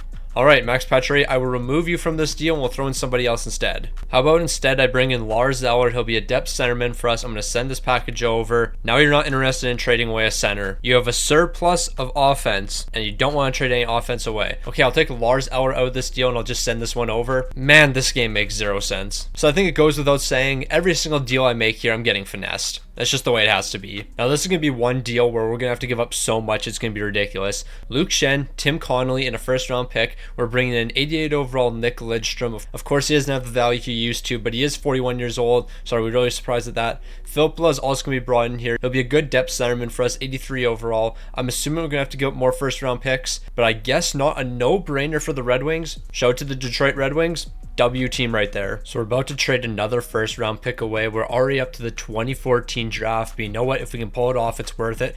Goligoski and Morrow are both going to be acquired here. Goligoski, I believe, is an 85 overall, 84 or 85. Yeah, he's an 85 overall. And then Morrow, he's like an 87. This guy's going to be a big time player for us. If we can get both these guys on the team, Toronto's going to be in a much better spot. 2 second rounders, MacArthur, and a first round pick. All of this can be sent over. They're not looking to trade away any of the offense right now, but what if I give you another first round pick? Like another first round pick can definitely change your mind here, so I'm going to offer that over, and now Dallas is going to be accepting. So at least the trading in this game is a lot easier. I mean, we're getting finessed, yeah, but I mean, I offered 6 first round picks for a 75 overall, and if they don't want to get rid of that defenseman in NHL 11, they're not accepting the deal. Alright, I want an upgrade when it comes to goaltending and a bit of an upgrade to the forward core, and I think this move does it for us. James Reimer, Armstrong, and Gabrovski are all going to be sent over. St. Louis legend David Backes is going to be joining the team. Same with St. Louis legend Yaroslav Halak. If we can get both these guys, it's going to be a massive upgrade to our forward core and a great upgrade to our defense. They're going to be saying no to that deal, but we can throw some valuable picks in. So here's a second rounder for 2014. They're going to be saying no to that. What if I give you another second rounder? I don't know if we have any first round picks left. If we do, I'll throw one into the deal. Maybe we do have a first round pick. Yes, we do. So here's a first rounder for 2016. And we got the deal done. Now we've completed 4 of our 5 moves, but I think we will make one more trade. So I don't think we're actually going to make another trade here because the team's looking a lot better. Plekanec, Morrow, and Phil the Throw Kessel holding it down the top line. Like, we actually have some decent forward depth. We can run 3 solid lines here. And that's what I'm looking for. When it comes to the defense, Nick Lidstrom, Goligoski, you guys are going to be carrying the way for us. And then when it comes to the goaltending, I keep hitting the wrong buttons. I don't know why. Like, I keep switching between teams and not moving when it comes to offense, defense, and goaltending. I always hit the wrong ones, but it doesn't matter. Yaroslav Halak, 88 overall, you're going to be the savior for the Leafs. Now, we almost made history here. This would have been the first game, I believe, where we would have finished first in the entire league, but the only reason we didn't is because the Chicago Blackhawks lost a lot more games in overtime than us. We were second in the entire league with a 51, 25, and 6 record, 108 points this season. The Toronto Maple Leafs are one of the favorites to win the Stanley Cup. Never thought I'd say those words, especially with how things have gone in the past couple games, especially NHL 11, but you know what? We're going to be bouncing back big time here. Philpla is going to be leading the way for us. He's picking up 62 points. Plekanec's going to be picking up 61 here, so 2 great pickups. Morrow is going to be picking up 55 points. That was another amazing pickup. David Backes, 45 points. Without those pickups I made, this team's not even going to be close to making the playoffs. And then, of course, when it comes to goaltending, you already know Yaroslav Halak's going to do his thing. 51 wins this season, a 215 goals against, and the save percentage, immaculate, a 920. As long as this holds up into the postseason, we're going to be right, especially with injuries off. With injuries off, this team doesn't have to worry about the big-time players going down, and we're seeing a ton of success because of that. We're taking on the Winnipeg Jets in the first round. Let's just take it game by game. So let's go ahead and simulate the first 4 games. I need this team to show up in the big time games. Why are we dropping game number 1? We shouldn't be dropping game number 1. I don't care if we're up 3-1 in the series right now. We shouldn't be dropping game number 1. That's absolutely ridiculous. We're going to take down the Winnipeg Jets, but I'm still not happy about that game number 1 loss. Now, I feel like it's only fitting that we have to match up against this team in the postseason. Would it really be a postseason without this matchup? The Toronto Maple Leafs and Boston Bruins. So it's a historic matchup like usual, the Boston Bruins and Toronto Maple Leafs. Thankfully, we're going to be winning game number 1 this time, but unfortunately, it's not going to be able to be a sweep here because we're going to be dropping back-to-back games after winning the first 2. Let's not make it 3 straight losses. It's time for us to respond, and we'll close out in game 6 here because I don't want to go to game 7. That's a big-time win for the boys. So after the absolute disaster in NHL 11, we've made it to the conference finals in NHL 12 here, but we're not looking to stop. The Toronto Maple Leafs need to win a Stanley Cup, but they gotta get past the Montreal Canadiens next. Hopes are certainly high for Toronto Maple Leafs fans right now. They want to see this team hoist a Stanley Cup, and as long as we take a 3-1 series lead, we're going to be in a great spot where we're dropping game number 4, and we're going to be dropping game number 5, game 6 elimination. Not what I'm looking for here. So we got ourselves game 6 elimination. We're going to simulate the first period. We're going to be picking up 2 goals to Montreal's 1. We're going to be simulating another period here. It's a tie game entering the third period. The third period is going to be deciding this game. Can Toronto stay alive? It looks like they're going to be able to. They're going to be picking up 4 massive goals, and now we got ourselves game 7. Oh, shout out to David Backes. He picked up 4 goals. Yeah, that was pretty useful. No, like real talk, David Backes single-handedly won us that game. We're going to be exchanging goals in the first period, but in the second, Montreal is going to be picking up back-to-back goals here. It's a 2-goal game entering the third period. David Backes, I need you to take over once again here, but unfortunately, that's not going to be enough. We're going to be falling in the conference finals. This team's never going to win a Stanley Cup ever again. Dion Phaneuf picked up 1 of our goals here, but David Backes couldn't show up in the big-time game. But can you really blame him? That man had to pick up 4 of our 6 goals in game number 6, but it just still wasn't enough here. We're falling in the conference finals. You hate to see it, you really do. Excuse me? Yaroslav Halak is available to play in the next game. Was this man injured? You are not telling me that Yaroslav Halak was injured. I give up. Injuries are turned off. I have injuries turned off and people still got hurt. How does that even work? Actually, how did so many players get hurt? Markstrom got hurt in the AHL. That doesn't make any sense. How are there players getting hurt right now? Injuries are turned off. Yaroslav Halak missed 4 weeks. He missed 4 weeks. No, this ain't right. Okay, I really don't care who won the Stanley Cup, but they're going to game 7. It looks like the Montreal Canadiens won the Stanley Cup. Show it to them. But Yaroslav Halak, how many games did you play during the postseason? Like, Phil Play, you were great. David Backes, 4 of your 8 goals came in 1 game, so you were all right.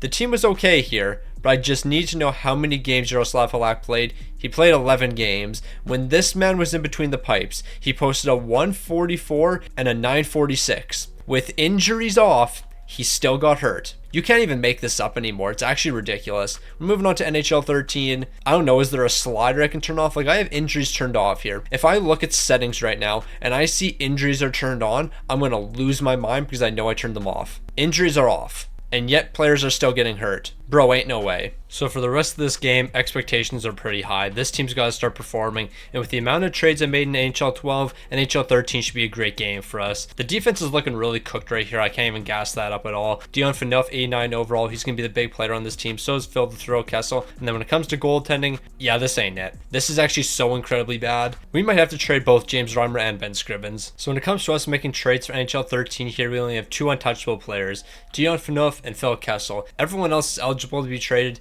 Even JVR, who just signed a deal with the Toronto Maple Leafs, he's only an 82 overall. He has a lot of trade value, and we're paying him $4.2 million. We can probably find somebody on a similar contract that's like 3 or 4 overalls higher. So if we do find that, we'll definitely be making a move. Okay, so with this deal, we're basically just going to be exchanging goaltending tandems. James Reimer and Ben Scrivens is going to be sent over to the Phoenix Coyotes. We're going to be bringing in Mike Smith to be our new starting goaltender. He's an 84 overall. It's a massive upgrade from what we have here, so why not send it over? They're going to be saying no just because we're a little low here. I'll throw in a 7th round pick or something and we'll get the deal done. So here's a 7th round pick. They're still saying that's a bit too low. I guess they don't have the lucrative 7th round pick in NHL 13 here, so here's a 3rd round pick, and even that's low. So how about I just turn this 2nd round pick right here into a 1st round pick? Because looking at these values, they're actually pretty close. But if I'm giving you that 1st round pick, I want something back. So how about you give me a 3rd round pick? I'm going to send this over. They're saying no, I'll take the 3rd round pick out, and then we should be able to get this done. You're bugging. Here's the 3rd round pick as well. Let's just get this deal done. Alright, so maybe we can get this deal done. Cody Franson, a player that's on the Anaheim Ducks trade block. Nazem Kadri, another player that's on the trade block. I understand these 2 picks aren't on the trade block, but they have a lot of value. I'm going to send this over. They are saying no to that. I will give you another valuable 1st round pick. I am giving you triple what the value for Bobby Ryan is, but I do not care. Give me Bobby Ryan. Yeah, we're not getting this done, are we? Also, I do want to point something out that I find stupid. Every trade that we don't successfully get done, our rep with the Anaheim Ducks goes down. So I'm going to offer them 3 first-round picks. All of this is going to be sent over. When I first started making deals with the Anaheim Ducks, you can rewind like 10 seconds. You're going to see that we had great GM rep with them. We're now down to good. So what if I take out the 2015 first rounder? I will go all the way to 2017 to offer you another first round pick. We finally get a deal done. We gave up 2 young players and 3 first round picks for Bobby Ryan. Yeah, there's no chance this team sees success in the future. All right, so we already have terrible GM rep with the Ottawa Senators, but I don't really care about that. JVR and Jake Gardner both sent over. We bring in Chris Phillips to help the defense. We also bring in Daniel Alfredsson. Daniel Alfredsson, you're incredibly old at this point, but you're still an 84 overall, so you got one more good year in you. Chris Phillips, you're 34 years old. You got one more good year in you. Both of these guys sent over. A no-brainer for Ottawa. Well, I mean, it's actually helping us more than you think. All right, so here's our next massive trade, and this is probably going to be one of our last trades. We're giving up a handful of players here. We're getting better, but we're also getting worse because our defensive core is getting worse here. We're getting Tudin, and I mean, he is going to help us. He is an 84 overall. We're getting Nick Foligno for the forward core. But yeah, this is quite a bit to give up. But at the end of the day, I guess if we get the deal done, that's all that matters. Here's a second-round pick as well. They're going to be saying no to that. I guess we have to use our last first-round pick if we even have another first-round pick. Yes, we do. No, we don't. Yes, we do. Okay, we can get this deal done. All of this sent over to Columbus. So after all the moves we made, this is what the team's looking like. Now, you can make the argument that although we have a good forward core here, we don't have a superstar that can lead the way. And you know what? That's a lie. We got Phil the Thrill Kessel. We have Bobby Ryan. What more do you actually need? Defensively, our top 4 is absolutely incredible. We're going to ignore the third pairing. The third pairing is absolutely atrocious, but that's fine. Mike Smith's in between the pipes. He's going to make some big saves this season. He's going to lead us on another deep postseason run, but this time we're going to be bringing home the Stanley Cup. So it's a glorious day. The Toronto Maple Leafs are first in the entire league, a 54-23-5 record. We officially have the best odds of winning a Stanley Cup here, 113 points. This team was absolutely locked in, and you know what? The big time players showed up when it mattered. Joffrey Lupul, of all players, is going to lead the way with 82 points in 82 games, 38 goals, 44 helpers. Gabrovsky, I was thinking of trading you, but you showed up big time here. Daniel Alfredsson was great. Bobby Ryan was great. Gianfino, Phil Kessel, everyone on this team was spectacular, and you already know the goaltending is going to be amazing as well. Mike Smith posting a 214 with 54 wins. The save percentage sitting at a 925 here. This team was absolutely locked in. We have the Carolina Hurricanes in the first round, but you know what? We can't get ahead of ourselves here. We have to take it game by game, day by day. Let's focus on Carolina first, then worry about either Pittsburgh or the Islanders. So as I mentioned, we got the Carolina Hurricanes first. We're going to be winning game number 1, and that's a massive one. I don't care about the AHL. I'm focused on the NHL. We're dropping game number 2. Why is this simulating so slow? All right, we're not dropping to a 3-1 deficit. We're responding in game 4, but you know what? I'd rather be up 4-0 right now. We're winning game number 5, and we got to close out in game number 6 here. Move on to the second round, and hopefully have a bit of momentum. Now, if we're being honest with ourselves, are we really surprised that we're seeing the Pittsburgh Penguins in the second round? Although Pittsburgh finished 7th in the Eastern Conference, they're easily one of the best teams during this era. Like, nothing's changed with Pittsburgh. They got Sidney Crosby, they got Malkin, they got Letang, they have Marc-Andre Fleury. That's an elite team. As long as you have those 4 guys, you're going to be able to compete. And so far, they've been competing with the Toronto Maple Leafs. We split the series so far. Game number 5 is going to be a massive one, but we're going to be getting shut out here. So we got to show up in game 6, then show up in game 7. So here we go, game 6. We got to stay alive here. We're going to simulate the first period. Pittsburgh's going to be picking up 2 goals to R1. In the second, we're going to be responding with another goal, but unfortunately Pittsburgh's going to be scoring as well. It all comes down to the third period. Are the Toronto Maple Leafs going to be able to stay alive here? Absolutely not. We're going to be allowing a couple more goals in the third period, and we're going to be losing this one 5-2. Sidney Crosby was a dominant force in this game. He picked up 2 goals. Malkin picked up a goal for himself. Crosby finished with 2 goals and 2 assists for 4 points. Malkin had 3 points. Marc-Andre Fleury was incredible, making 36 saves. I don't care if this team was 7th in the Eastern Conference. The Pittsburgh Penguins are one of the best teams. There's no doubt in my mind about that. So we're going to be falling in the second round here. Pittsburgh's going to go on to win the Stanley Cup. I think we all know that. But we might as well simulate to see. Now, you probably thought I was kidding when I said the Pittsburgh Penguins are going to go on to win the Stanley Cup, even though they're 7th in the Eastern Conference. Nope, Pittsburgh's an absolute dominant force right now. They're going to go on to make it to the Stanley Cup final, and then they're going to take the Vancouver Canucks down in 5 games. Like, Pittsburgh was no joke during the postseason. They went 16-4. This team was absolutely rolling, even sweeping the Washington Capitals in the conference finals. Pittsburgh's just one of those teams that you can never count out, and even though they were 7th in the Eastern Conference, you still can't count them out. They're going to show up in those big games. I guess the real question is, did any of our players show up in the big games? Joffrey Lupul, you had 5 points in 12 games, 5 goals. You had 82 points in 82 games. When the postseason came around, you had 5 points in 12 games. Gabrovsky, you did the exact same thing. Safe to say the big time performers during the regular season vanished in the postseason, but I really shouldn't be surprised about that. The one thing I am surprised about, Mike Smith actually playing in the postseason. Our starting goaltender played in the postseason. Bro somehow didn't get injured when injuries were turned off. He really defied the odds. So that's another game complete here. It's time to move on to NHL 14 and the final game we're going to be playing on the PS3. So just looking at what we have for our Toronto Maple Leafs team, I have a bit more faith than I've had the past 2 seasons. JVR's up to an 84 overall. Kadri's an 85. Phil the Thrill Kessel, he's going to be an 88 here. So that's a good sign. When it comes to the defense, Gian Fanov's an 87. Yeah, I think we could make a couple upgrades here, but having a 79 as the lowest overall isn't the end of the world. However, we do know the goaltending situation's cooked here. Jonathan Bernier, James Reimer, I can't rely on either of you guys to be the man for us. So we'll make a couple changes to the bottom 6, fix up the goaltending, and I think that's really all we're going to have to do here. So this is how we're going to start off the trades here. I know I said I was going to upgrade the forward core, but I don't think I could turn down Mark Giordano right now. Frederick Gaudreau is going to be sent over. We're going to get Mark Giordano and we're going to get Backlund. 2 great guys that are going to help the team here. They're saying yes to this deal as long as we add in a 7th round pick.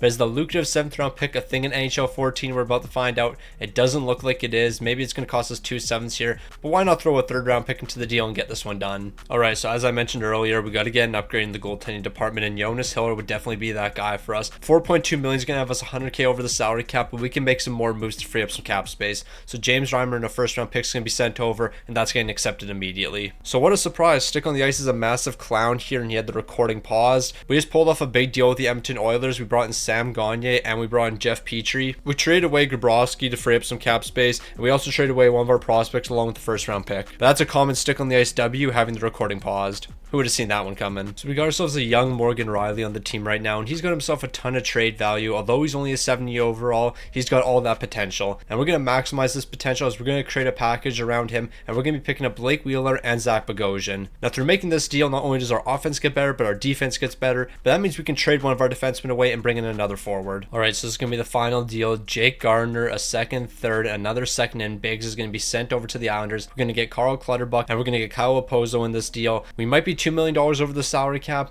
but we're going to find a way to make it work. And who's going to find a way to make it work? Well, not me. We're just going to trust the CPU on that. I think they know what they're doing. So it's time for the team to go 82-0, and I have no doubt in my mind that we're going to be able to do so. We have amazing forward depth. We have amazing defensive depth. This is probably the best defense in the entire league. And on top of that, what is our goaltending looking like? Jonas Hiller, 86 overall. We're looking at another 50-win season easily. So it's another amazing season for the Toronto Maple Leafs. We're going to be sitting 3rd with a 52-25-5 record, 109 points, only a couple of points back of the Montreal Canadiens, who are 1st in the entire league. So it's clear to see Toronto can compete with the best in the league. When it comes to the big time performers, we're going to see Phil the Thrill Kessel leading the way with 70 points, Sam Gagner picking up 64, Joffrey Lupul, he's going to be picking up 63. Ignore the fact that he only played 80 games. I forgot to turn injuries off through the first week and a half, and who would have thought bro got hurt in the first game? So yeah, he missed the 2nd game and then the 3rd game. I turned injuries off, and then he returned to the lineup. But thankfully I turned injuries off, because if I kept them on, there's no way we would have been top 3. We probably would have been bottom 3. Of course, Jonas Hiller is going to be the guy for us. 45 wins, a 214 goals against with a save percentage sitting at a 925. These are very similar numbers to what we saw in NHL 13, but you know what? We're looking for a different result here. We got the Tampa Bay Lightning in the 1st round. The Toronto Maple Leafs better be ready to show up. But there's one thing I guess we can celebrate. We don't have to worry about the Pittsburgh Penguins till the conference finals. But if we do have to match up against that team, you already know it's going to be a tough task. So we have the Tampa Bay Lightning to warm up against, and this simulation is incredibly slow. But I don't really care if it's slow if we're going to keep on winning games here. We've won 3 straight games. Could we make it 4 and sweep the Tampa Bay Lightning? Unfortunately, it's not going to be a sweep here, but we will take them out in a gentleman's sweep. Winning in 5 games, I can definitely live with that. As long as we win game number 5 here. 6-1, I'll definitely take it. So we might have got past the Tampa Bay Lightning, but now we have our toughest task. It's going to be the Montreal Canadiens, the best team in the entire NHL. We have the best team taking on the 3rd best team. We have the best team come out on top. So every single game is going to be important against the Montreal Canadiens. Clearly, they're one of the best teams in the entire league, so we can't be messing up here. We can't be dropping game number 1. Unfortunately, that's what's happening. We're responding in game 2, dropping game 3. Don't lose game number 4. So it's a best of 3 moving on here, and we're going to be immediately dropping the first game. That's not what we're looking for here. So we got game 6 elimination. Toronto, I need you to win some important games here. We're exchanging goals in the first period. In the second, we're going to be picking up another massive goal here. I need you to play 20 minutes of amazing hockey so we can win this game, and we're going to win this game. We're picking up another 3 goals in the 3rd period. We're off to game 7. It's been way too long since we've won a Stanley Cup, and we have to win one here. It's going to be a scoreless first period. It's going to be a scoreless second period. I am so incredibly concerned. We're simulating the 3rd period. Bro, this is really going to be a 1-goal game. There hasn't been a single goal scored yet. Both goaltenders have been perfect, and we're finally going to come out on top. Nazem Kadri scores the winner. Show to Jonas Hiller, though, a 34 save shutout. We're advancing to the conference finals. So we all knew we would have to take this team on in the conference finals. Are we really surprised to see the Pittsburgh Penguins here? We lost to this team in NHL 13, but NHL 14 is a completely different game. Our team is better across the board here. I don't think Pittsburgh's going to have the upper hand this time. So this is one of the biggest series we're going to see today. We're dropping game number 1. We respond in game 2. A big win in game number 3. Once again, it's going to be a best of 3 moving on here. Who's going to be winning game number 5? It looks like it's going to be the Toronto Maple Leafs. Close it out and move on to the Stanley Cup final. Of course, we have to go to game 7. Why would we ever make things easy on ourselves? So here we go, game 7 with the Toronto Maple Leafs. The team has to show up when it matters most. We're picking up 2 goals in the first period, another 2 goals in the second. Unless we have a massive collapse here, we're going to be winning this game. And we almost had a massive collapse, but don't worry, the team's going to hold on, and we're in the Stanley Cup final. So it comes down to this one final matchup against the Edmonton Oilers of all teams. They don't have Connor McDavid. We don't have Austin Matthews. These are the old rosters. How is Edmonton actually good? Wait, we have to talk about that. How is Edmonton good here? But how are they even making it to the Stanley Cup final? Like, I don't know what's going on here, but we do have a 3-1 series lead, and the Toronto Maple Leafs are about to win the Stanley Cup here. We finally done it. We won in year number 1 of this rebuild back in NHL 2000, and we didn't win again till NHL 14, but we finally done it. Stanley Cup champions once again. But we're not done here. We're moving on to the PS4. I'm a lot more comfortable doing rebuilds on those games. We're going to see a lot more success. But we got to look at some of the postseason stats because the big time players certainly showed up here. And of course, it had to be Phil the Thrill Kessel. It had to be Joffrey Lupul. It had to be Mark Giordano, JVR, Dion Phaneuf. The big time players. A majority of these guys actually are part of the Toronto Maple Leafs core. I mean, obviously not Mark Giordano, but Dion Phaneuf, Nazem Kadri, JVR, Lupul, Phil the Thrill Kessel. There's a lot of historic things happening here. And then when it comes to goaltending, that was obviously the big difference. Jonas Hiller, a 199 goals against, 16 wins, of course, but a 228 save percentage. We needed a superstar goaltender, and that's exactly what we got from the Anaheim Ducks. And because of that, we're Stanley Cup champions. But you know what? Let's go back to back here, and let's do that in NHL 15. So we're officially on the PS4 with NHL 15 here. Nazem Kadri, Phil the Thrill Kessel, and JVR is going to be our first line. Looking at the second line, we're going to have Tyler Bozak, Joffrey Lupul, and David Clarkson. The team's coming off a Stanley Cup, so obviously we have high expectations. We have a decent enough defensive core here. We can make a few small changes. Morgan Riley, I can basically guarantee you're going to be traded. You're only a 79 overall right now. I could probably flip you for like an 85 overall player, so we'll definitely do that. And then when it comes to goaltending, 86 overall Jonathan Bernier and 85 James Reimer, we can definitely work with that. So our first trade is going to be complete with the Calgary Flames. A first round pick and Finn are going to be sent over. We're going to bring in Sean Monahan, a second and third round pick. The picks I don't really care about too much, but I do want to get Sean Monahan, so they're going to be saying no to that. I'll take the third round pick out. They're going to be saying no to that as well. I'll take the second round pick out. We should be able to get this deal done. We probably could have gotten a third rounder or something, but you know, at the end of the day, we got Sean Monahan, and that's what we were really trying to get here. So this is going to be the biggest deal in NHL 15. Morgan Riley, Komarov, and Holland are all going to be sent over to the Colorado Avalanche. We bring in Tyson Barrie. He's sitting at 85 overall right now. Yeah, 85 overall Tyson Barrie. We'll also bring in Mitchell. He's going to be a good third pairing guy for us. But on top of that, also Eric Johnson. So our defense is seeing a huge upgrade here. The bottom six is also getting an upgrade. This is a big time move for us. Now, I don't expect Colorado to be accepting this, but we do have draft picks we can use. So I'll throw a 2015 second round pick into this deal. I'm going to send that over. They're saying no because they don't want to take on Komarov's contract. Honestly, I don't really blame you. So how about instead I throw Booth into this deal, and then we should be able to get it done. We actually might not even need that second round pick. I'm going to send this over. Colorado's going to be saying yes here. The defense is going to be looking spectacular here. So I think this might be one of our last deals here just based on the salary cap situation. But Zibanejad is going to be the last player we bring to the team. 84 overall. He's going to be a good depth centerman for us. I'm going to send this package over. They're saying it's a bit low, so you already know what we have to do. The lucrative 7th round pick is the lucrative 7th round pick here in NHL 15. We're about to find out. Here's the 7th round pick. I'm going to send this over. It doesn't look like the 7th round is valuable enough. It's sad to see the lucrative 7th round pick not being valuable enough, but here's a 3rd round pick for 2016, and I know for a fact that's going to be more than enough. So after making the moves we did, the majority of the forward core is going to be staying the same here, but the third line is getting a massive upgrade. Sean Monahan and Zibanejad, and then the fourth line is going to be seeing John Mitchell. I mean, he's going to be a good fourth line centerman for us, no question about it. The defense is where we saw the biggest upgrade. Eric Johnson's joined the team. Tyson Barrie is going to be joining the team. Our right side's looking incredibly strong. There's no question in my mind this team's going to be making the playoffs, and I think we're going to be going on a deep push as long as Jonathan Bernier and James Reimer hold it down in between the pipes. If these guys falter in any way, we're going to be in trouble. Now, this Toronto Maple Leafs team was supposed to to be one of the worst. They were supposed to get the first overall pick and get Austin Matthews, but things changed. Fourth in the entire league, a 49-25-8 record. This team's looking to win a Stanley Cup. Not get the first overall pick, but win a Stanley Cup and be the best team in the entire league. Phil the Throw Kessel, 48 goals, 47 helpers for 95 points. JVR's picking up 75, Kadri 63, Lupol 61. The entire team was stepping up. That defense was spectacular, and the goaltending, that was incredible as well. We were split in starts between both of our goaltenders, but I don't really care who's in between the pipes for the postseason. Both of them were amazing. James Reimer, though, was slightly better, 28-12-2 compared to Jonathan Bernier's 21-13-3. Both of them had great save percentages, though. They both had great goals against. I don't really care who our starter is. Both of these guys can step up in the big time games. We have the New Jersey Devils in the first round. It's time for Toronto to go back to back. So the Toronto Maple Leafs have looked absolutely fantastic so far, and we need to keep that momentum going. A big game one win is what we're looking for. We've won back-to-back games. Can we make it a sweep? Unfortunately, it's not going to be a sweep here, but you know what? We have a 3-1 series lead. We're not looking to fold here. A game 5 win is going to send us to the second round. So we got past the New Jersey Devils in 5 games. It was a nice little warm-up for us, but now we have the Ottawa Senators in the second round. There's one thing that the Ottawa Senators don't have that we have now, and that's Mika Zibanejad. Watch him have a big series. Like, I think we're all well aware, we're about to see Mika Zibanejad put on an absolute masterclass, and we're going to sweep the Ottawa Senators. Can we make it 3 straight wins here? Unfortunately, it's not going to be 3 straight wins. Yes, it is. It was actually 4 straight wins.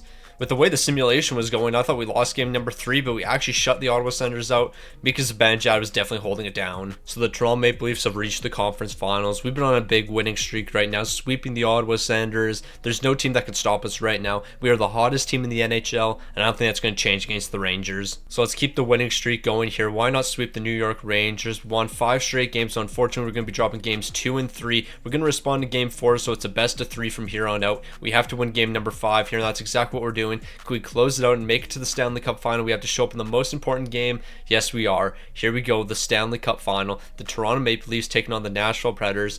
The winner is going to be taking home the Stanley Cup here. We're going to be winning a massive game 1. Unfortunately, we're dropping 2 straight after that, but that's perfectly fine. A big game 4 win's going to have the series tied. So we're down to a best of 3 like we were with the New York Rangers. And in game number 5, unfortunately, we're going to be dropping that one. So we got to jump into game 6 elimination. Okay, so apparently I'm just stupid and I accidentally simulated game number 6. Luckily, we won that one.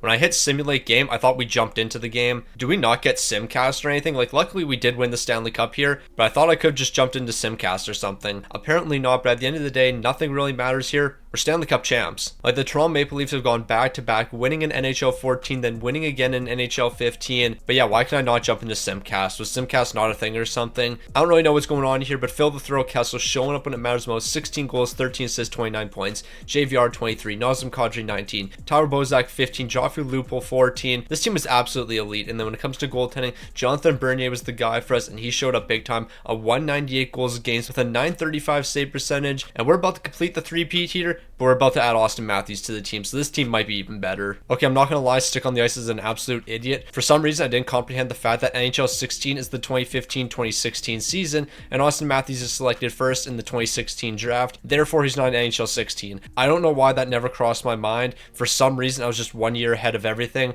Like, McDavid wasn't even on the Oilers in the last game, and for some reason, I thought he was, but none of that matters here. The Toronto Maple Leafs, they still have a handful of decent pieces we can build around here. This team should be able to compete. When it comes to goaltending, though, that is going to be taking a slight step back, but we can still rock with both of these guys. A couple trades will fix this team, and then we'll be back to winning another Stanley Cup. So let the trades begin here. And although Connor McDavid is on the Edmonton Oilers, it's actually not who I'm going to trade for. Nail Yakupov and Justin Schultz are going to be the 2 guys. Now, Nail Yakupov, at this point in time, he's still decent overall. He's an 84, so that's going to work for us. We're also going to pick up Justin Schultz here. He's an 84 overall. He'll be a nice addition to the defense. 2 third-round picks as well. And the first-round pick we're giving up actually isn't even ours. It's Pittsburgh's first-round pick, so I'm perfectly fine with doing this. They're going to be saying no to that. I'll take out one of these third-round picks. Maybe I'm going to have to take out both third-rounders, but I think the lucrative 7th-round pick can be the answer. So is Toronto's 7th-round pick going to be the answer in this deal? I'm going to send this over. They're going to be saying no to that. How about 2 7th-round picks? That's how you know we're getting crazy out here. 2 7th-round picks is absolutely absurd, but it might be the difference maker in this deal, and it doesn't look like it will be. How about we just take the 3rd-round route and make it simple on us?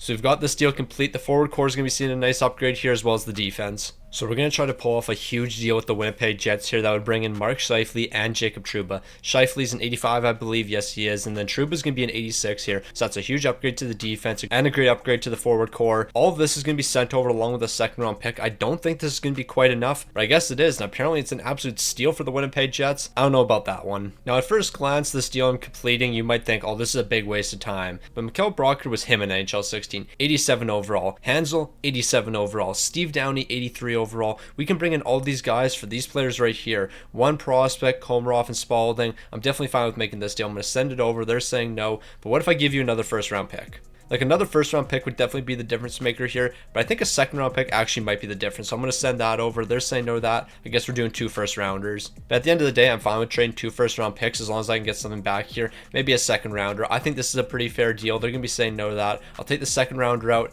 and we're still not going to be able to get this done. That's pretty interesting. So how about I take Downey out of the deal, and then we just pick a Brodker and Hands. So I'm going to send this package over. They're going to say no to that. I'll throw a second round pick into the deal. But if we have to do 2 first rounders, I'm perfectly fine with that. So here's the second round pick. They're still going to be saying no to that. I guess we're making it a first. We are giving up a ton of deal like this, but we are bringing in 2 87 overall players, so it's definitely going to be worth it. They're going to be saying no to that one. I'll throw a third round pick in. We could go for the lucrative 7th rounder, but I don't think the lucrative 7th round pick is going to work in NHL 16. So in this final deal, we're getting absolutely finessed, but I'm perfectly fine with that because we got to bring in the final 2 pieces of the puzzle. That's going to be Nichushkin. That's going to be Cody Eakin. The 2 final pieces for the Toronto Maple Leafs here. We're sending that package over. Obviously, Dallas is getting an absolute steal here. There's no question about that. But now that I've made all the trades I want, let's go win our 3rd straight Stanley Cup. So here's our new look Toronto Maple Leafs right now. This team's definitely going to be competing for a Stanley Cup. All 80 overalls and above on the forward core. That's something you'll have to see. When it comes to the defense, that's in a much better spot. Jacob Trouba is going to be one of the guys leading the way here. Justin Schultz is going to play some 3rd pairing minutes. Our defense is in a wonderful spot. And then when it comes to goaltending, Bernier and Reimer both held it down for us in NHL 15. So I can only assume these guys will do the exact same in NHL 16. Toronto Maple Leafs continue to dominate the NHL. First, once again, with a 51-24-7 record. This team, of course, is looking to win another Stanley Cup. But the one surprising thing is the fact that our offense actually wasn't as dominant as it normally is. Like, JVR is going to lead the team with only 57 points. Brockers picking up 52. I mean, we had great scoring depth from top to bottom,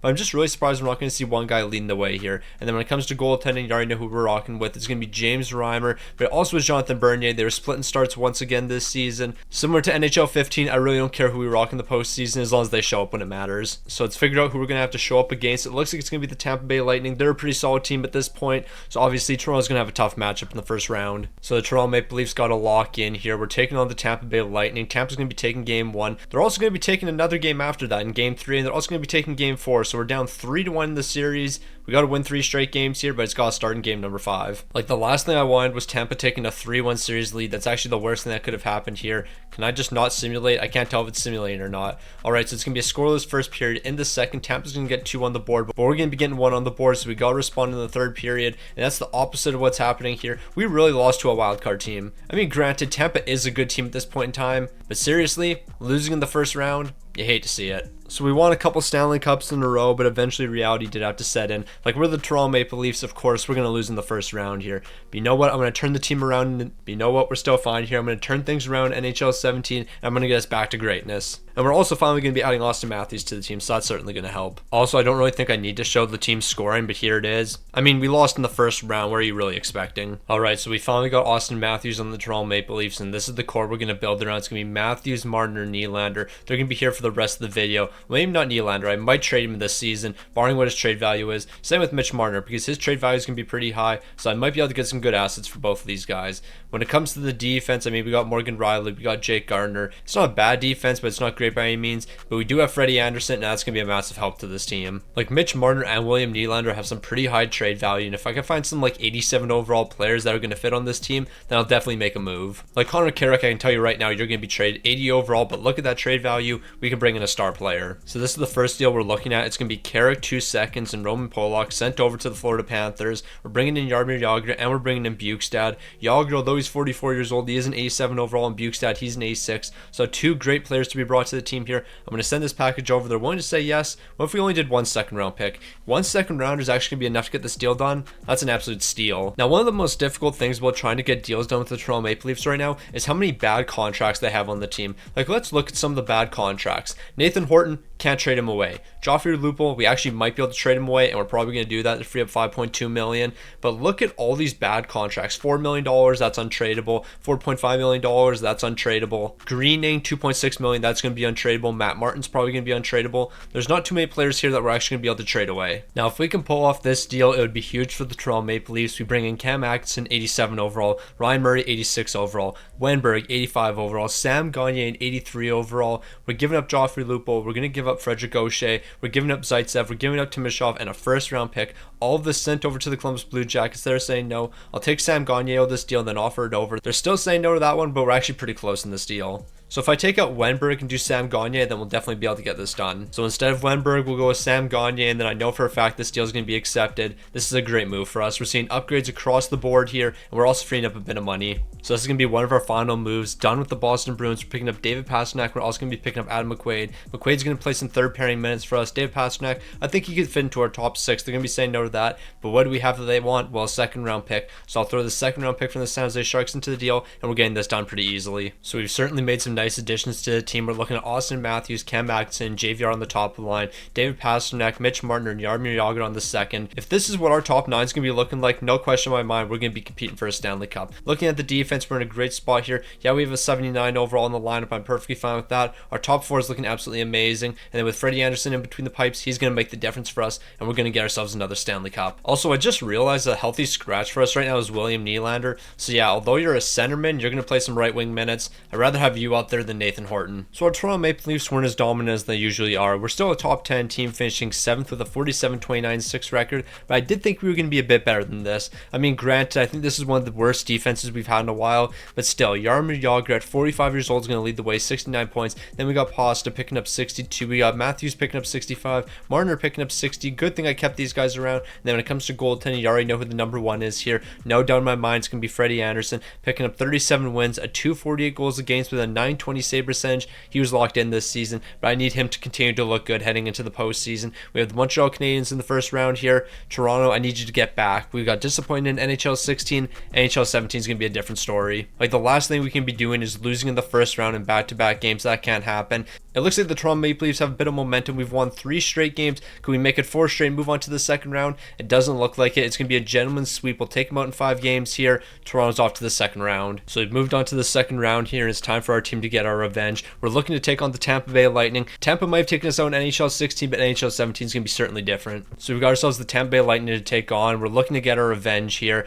We've dropped game number 1 and game number 3. We're not doing this again. We're not losing in 5 games. So whatever we do, we're not losing to the Tampa Bay Lightning again. They're picking up the first goal of the game here. Of course, we're going to respond the second period, but it's a 1-goal game entering the third period. We can't do this. We can't lose to the Tampa Bay Lightning. We lost to the Tampa Bay Lightning again. This is getting ridiculous. And Tampa's just going to keep on getting better. Like, Tampa's going to be even better in NHL 18. They're going to be better in NHL 19 and even better in NHL 20. Are the Toronto Maple Leafs going to be getting better? Yeah. Are we going to be getting significantly better? Not really. So when the postseason came to an end here, the Washington Capitals are going to come out on top, taking down the San Jose Sharks after beating the Tampa Bay Lightning in 7 games in the conference finals. If we plan on getting past the Tampa Bay Lightning, we better start locking in like the Washington Capitals did. So looking at the player stats, I'm sorry, but Austin Matthews, I will never understand why in NHL 17 you just don't score goals. Bro is a playmaker that picked up 1 goal in 10 games. It just really doesn't make sense to me, but you know what? We're not going to worry about it because we're moving on to NHL 18. Shout out to Pasta. He picked up 2 goals in 10 games, better than Austin Matthews' 1 goal. So Austin Matthews is slowly working his way into his prime. He's up to an 89 overall. Mitch Marner is an 84, as well as William Nylander. Patrick Marleau, I can guarantee you right now, is going to be traded away. I can't pay this man $6.2 million, so he's probably going to be the first player traded. When it comes to the fourth line, every single one of these guys are going to be gone. Like, we need to change that completely. When it comes to the defense, that's in a terrible state. Okay, this team might not be as good as I thought. Like, even after completing all the trades we're going to do here, we're still probably not going to be that good. So Patrick Marleau and a first round pick is going to be sent over to Carolina. Sebastian Aho, Jacob Slavin, welcome to the team. They're going to be saying no to that. But we have a lot of second round picks. So here's San Jose's second round pick. I'm going to send that over. They're saying no to that. How about I give you another second rounder? So we're doing a first and 2 seconds with Patrick Marleau, but we're freeing up a ton of cap space. We're getting 2 great players to bring to the team. This is definitely worth it. They don't want his contract. All right, well, Patrick Marleau, I guess we're not trading you away. I don't know how we're going to make any deals here. Like, Tyler Bozak's $4.2 million isn't the worst contract in the world, but I would like to free that money up. We're giving up way too much, though. I can basically guarantee you guys right now this team is not going to be good in this game, but you know what?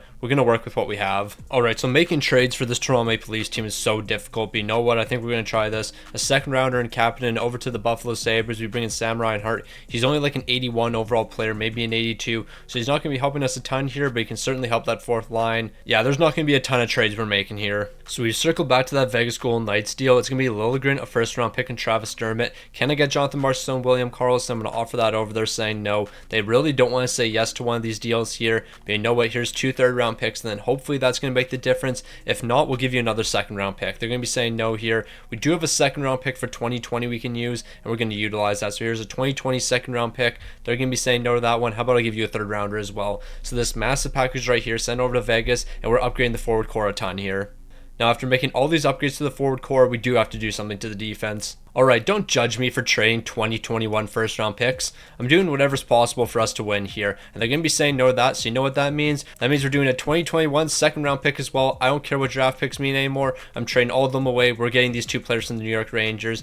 Do you want a 2022 second round pick as well? Because I can throw that into the deal. Don't judge me for a stupid trade like that. Oh wow, this team looks somewhat competent now. I don't know how that happened. It's almost like we traded 4 first round picks away to make this team somewhat good. When you look at the defense, wow, this is a decent defense. How would that turn out? Who knows how all these changes happened to the team? We still have 86 overall Freddie Anderson, but the Toronto Maple Leafs are looking really solid right now. Our team status is champion. Don't really know how that happened. You know what? We must have gave up a few first round picks. Yeah, we're not going to talk about the trades I made. Very questionable to say the least. Alright, so this season was very forgettable for the Toronto Maple Leafs, but there is one thing we can celebrate. 11th in the entire league is terrible, but we're first in our division. That's right, we won the Atlantic Division after finishing 11th in the entire league. Don't ask me how that happened. Austin Matthews led the way with 68 points. Burrow's a fraud, picking up 16 goals. Alright, you weren't doing anything out there. Mitch Marner was pretty mid. William Nylander was mid. Everyone on this team just didn't play very good this season.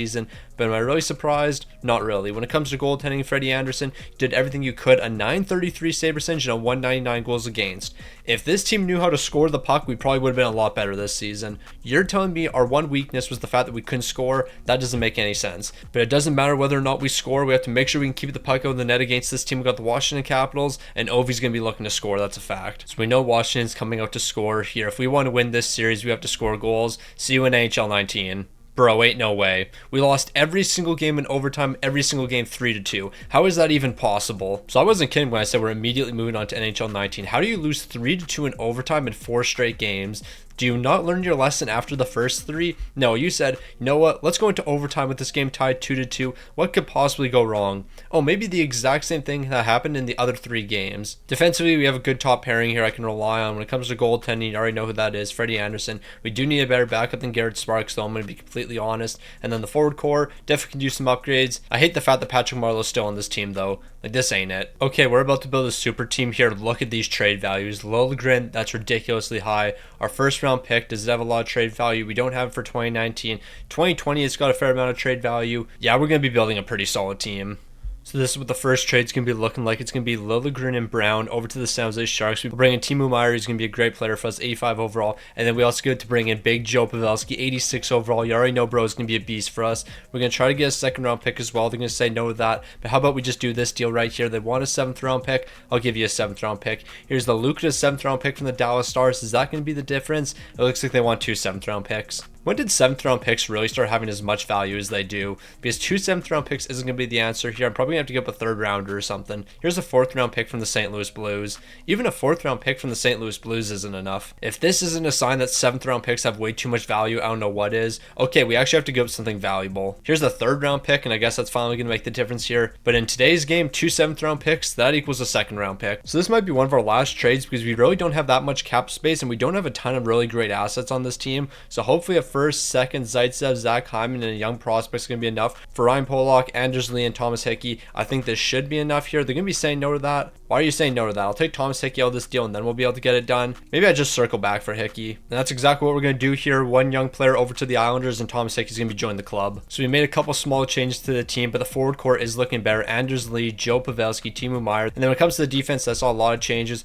Ryan Pollock and Thomas Hickey, 2 guys that are going to be helping us a ton here. I have a lot of questions about this team right here. Like, we have a good forward core, but it's not a superstar forward core. When it comes to the defense, it's an okay defensive core, but not a superstar defensive core. And then when it comes to goaltending, we have Freddie Anderson. Garrett Sparks just still on the team because I forgot to get a backup. I mean, I guess I could just bring Hutchinson up. That's exactly what I'll do. Why is he in the AHL? So Toronto went from being 11th in the entire league to 2nd in the entire league, just like that. A 49-27-6 record. This team's back. And who's going to be leading the way? It's Joe Pavelski. No surprise this man's going to be stepping up in the big time games. William Nylander's looking pretty good. Austin Matthews, you are an absolute fraud this season. 21 goals, 39 assists for 60 points. You're supposed to be one of the top players. John Tavares, you are also a fraud this season. Why aren't the big time players stepping up here? I don't know. But if we want to not lose in the postseason and not lose 3-2 in overtime in every single game, you guys better start scoring goals. Freddie Anderson, just keep doing your thing. You've been really solid in the postseason. Even last postseason, you were pretty solid. This team just refused to score goals in overtime. That was our only issue. We're taking on the Carolina Hurricanes. If we lose a single game, 3-2 in overtime, something's going to be broken. Like, seriously, we're not doing this nonsense again. I'm not losing 3-2 in overtime. We won the first game 3-2. I'm not going to lie, I'm not surprised about that, but we are going to sweep the Carolina Hurricanes, so the team might be locked in. Well, if you can't beat them the first time and you can't beat them the second time, beat them the third time. We have Tampa Bay once again here. Now, it's been too long since this team's seen a Stanley Cup, so we got to get back to the Stanley Cup final here, and I think we might be able to do that here in NHL 19. We have a 3-1 series lead against the Tampa Bay Lightning. If we can take this team out, then we're clearly one of the best in the entire league, but we have to beat the Tampa Bay Lightning and not blow a 3-1 series lead, and that's what we're doing. So Toronto, please do not blow a 3-1 series lead here. Tampa has a 1-0 lead. In the second period, they're going to pick up another goal. We're not doing this. Don't get shut out in game number 7. Don't blow a 3-1 series lead. I mean, yeah, we picked up 1 goal, but it's not going to be enough. We're going to be losing to the Tampa Bay Lightning for the 3rd time in, 4 years? And I think we've lost them in the second round every single time. Well, no, except for year number 1. We were actually number 1 overall in the entire league and lost to a wildcard team. But yeah, Tampa Bay, they've got our number. So we're about to move into our next decade of NHL games, and we got to start winning some more Stanley Cups here. The Toronto Maple Leafs, they've won a few so far, but it certainly hasn't been enough. We got 6 more NHL games left here. I'm looking to bring home at least 4 Stanley Cups. 4 Stanley Cups at the minimum. Also, I do want to point this out because I think it's really funny. Out of all players on this team, Patrick Marleau had 7 points, outscoring players such as Austin Matthews and William Nylander and John Tavares. Patrick Marleau is out here outscoring the core 4 basically. Shout out to Mitch Marner though, the only Toronto Maple Leaf to show up during the postseason. That's a very strange sentence to utter. So we got to change things up here. I've got the AirPods in. We're locked in here. Austin Matthews, you better start scoring goals here. You're finally a sniper. I think you were still a playmaker in the last game. Mitch Marner 90 overall, William Nylander 85. The rest of the team is looking pretty cooked, especially the bottom 6, because I know for a fact in the simulation these guys aren't going to perform. When it comes to the defense though, that's not awful. Jake Muzzin, Tyson Barrie, Morgan Riley, they can rely on you 3 guys. The other 3 guys, very questionable on. When it comes to goaltending, Freddie Anderson, Jack Campbell, that's the only thing that I don't question. Like, I know for a fact these guys are going to be able to hold it down, especially 88 overall Freddie Anderson. So for once, the Toronto Maple Leafs goaltending isn't a complete disaster. So it's been too long since we've won a Stanley Cup. We've got to make a deep run in the postseason.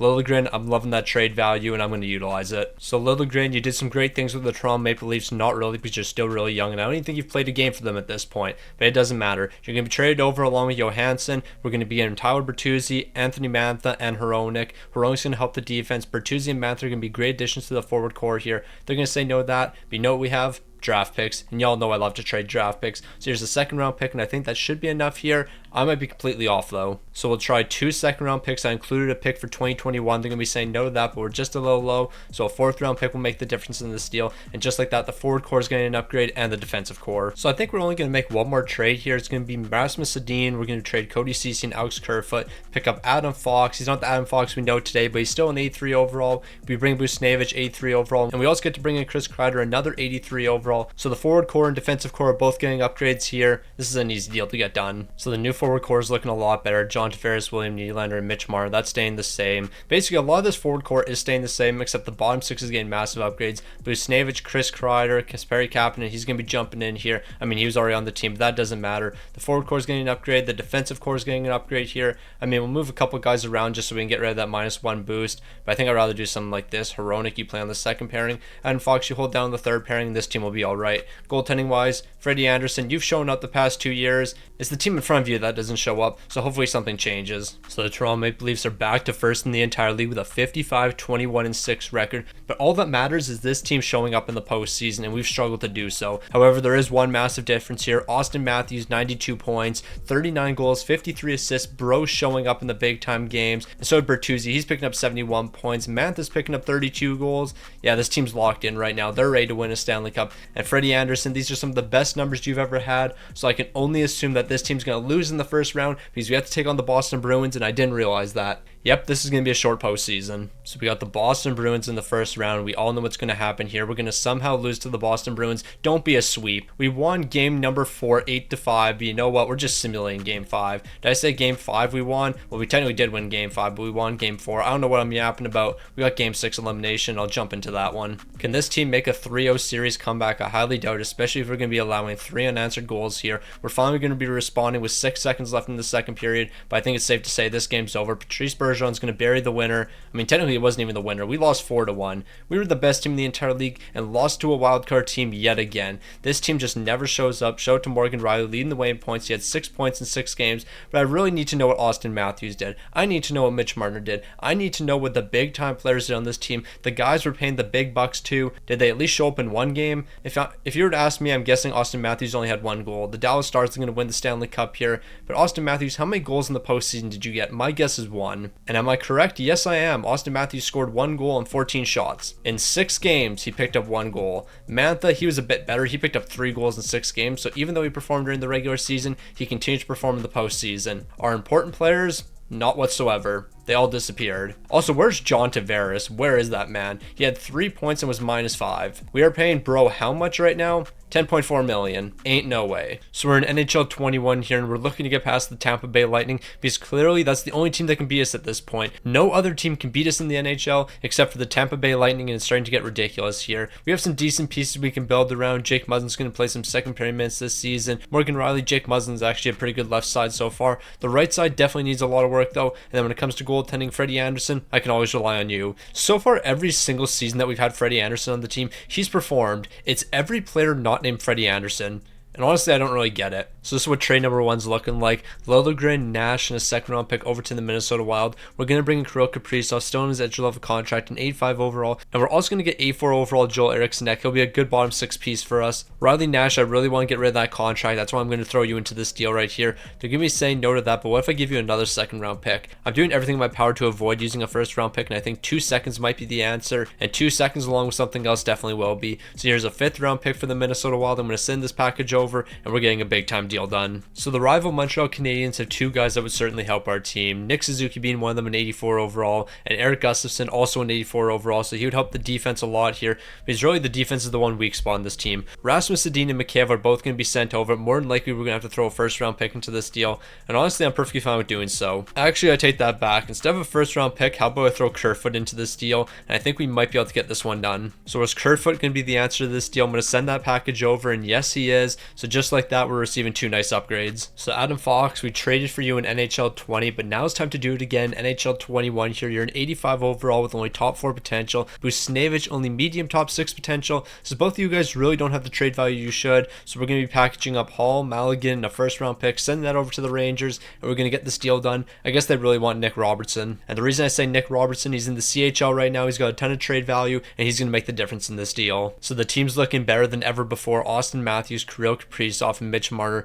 Buchnevich, John Tavares, and William Nylander on the second line. Look at the amazing forward depth we have here. We're definitely the best team in the NHL. The defensive depth's looking a lot better here. Gustafsson, Adam Fox are fixing that right side a ton here. Jake Muzzin and Morgan Riley, they're going to hold it down on the left side. And then Freddie Anderson, you already know what I think of you. So of course, if I'm the GM of the Toronto Maple Leafs, this team's going to be best in the entire league. First, with a 55-26-3 record, and leading the way is going to be Mitch Marner of all players. I mean, Mitch Marner, a great player for the Toronto Maple Leafs, but ahead of Austin Matthews, a bit of a surprise here. He's only picking up 40 goals and 36 assists for 76 points, but Mitch Marner, the only point of game player on this team, he was showing up in those big time games. Kirill Kaprizov, only 19 goals, incredibly disrespectful. Joe Thornton playing 4th line minutes on this team, picking up 44 points. I gotta respect it. Joe Thornton at 41 years old, one of the better players on this team, who would have thought? And then Freddie Anderson, 43 wins, 5 shots on 917 to 226. We shouldn't be surprised at this. But the one thing I will be surprised about is us making it to the second round and then beating the Tampa Bay Lightning, because I can almost guarantee you right now, this team's somehow going to match up against Tampa Bay. So we have the Toronto Maple Leafs taking on the Buffalo Sabres. We got to get past Buffalo first if we want to take on the Tampa Bay Lightning.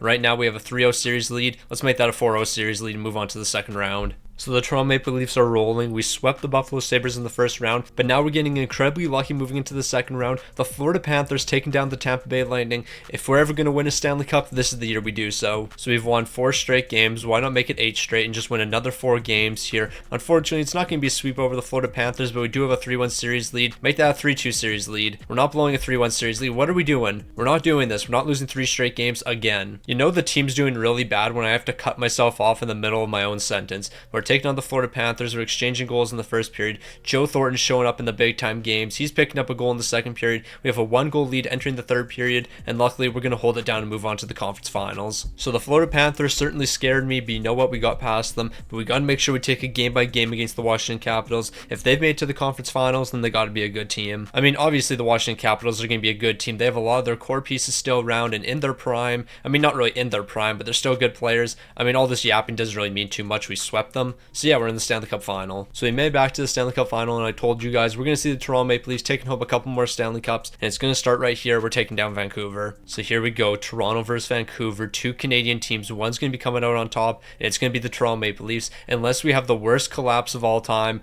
We're not having the worst collapse of all time here, are we? Thankfully, we're going to shut them out in game number 6. But yeah, I got really concerned after dropping these 2 games. But the Toronto Maple Leafs are back on top. Stanley Cup champions. Let's run it back in NHL 22. But first, we got to take a look at the scoring. John Tavares was amazing, picking up 21 points in 21 games here. He was locked in. 13 goals. Mitch Marner, 21 points. Austin Matthews, only 6 goals in the postseason. Bro just never shows up in the big time games. William Nylander showed up. Mitch Marner showed up. Actually, I'm a bit surprised. Some of the top players on this team had negative plus minuses. But at the end of the day, it doesn't matter here. We're Stanley Cup champions, and that's all because of this man right here. Freddie Anderson, 16 wins, 3 shots, a 925 and a 189. When in doubt, believe in Freddie. So we won a Stanley Cup in NHL 21, but now it's time to move on to NHL 22 here. Of course, we still have the core 4, Austin Matthews, John Tavares, William Nylander, Mitch Marner. When it comes to the defense, of course, Morgan Riley's still going to be leading the way here. Bart Giordano's going to be joining the team at 86 overall. We actually have a really good left side here. We just need to work on the right side once again. And then when it comes to goaltending, we don't have Freddie Anderson anymore. Instead, we got Jack Campbell. And Jack Campbell, I'm going to win a Stanley Cup with you. That is the goal. I know for a fact we can win a Stanley Cup with Jack Campbell, and that's what we're going to do this season. We're going to fix up the bottom 6 a little bit, work on that right side defense, then we're going to make some big time moves. So the New Jersey Devils are going to be helping us with our first deal here. We're bringing in 85 overall Jesper Bratt. I'm really surprised he doesn't have more trade value than the way he does. And Severson's the other player being brought in, another 85 overall. So 2 85s. We're giving up Liljegren, we're giving up Brody, we're giving up a first rounder and Andre Kasha. I think this is a pretty fair deal. I think we actually might be able to get a 3rd round pick back. Like, I feel like we're offering more than enough in this deal, so let's see if we can get a 3rd round pick back. I'm going to add that into the deal, and then I'm going to offer this over to the New Jersey Devils. They're going to be rejecting that. I'll take the 3rd round pick out, and then we should be able to get this one done. Now, this is a bit of a smaller trade, but the main reason I'm doing this is to free up an extra $1.3 million in cap space.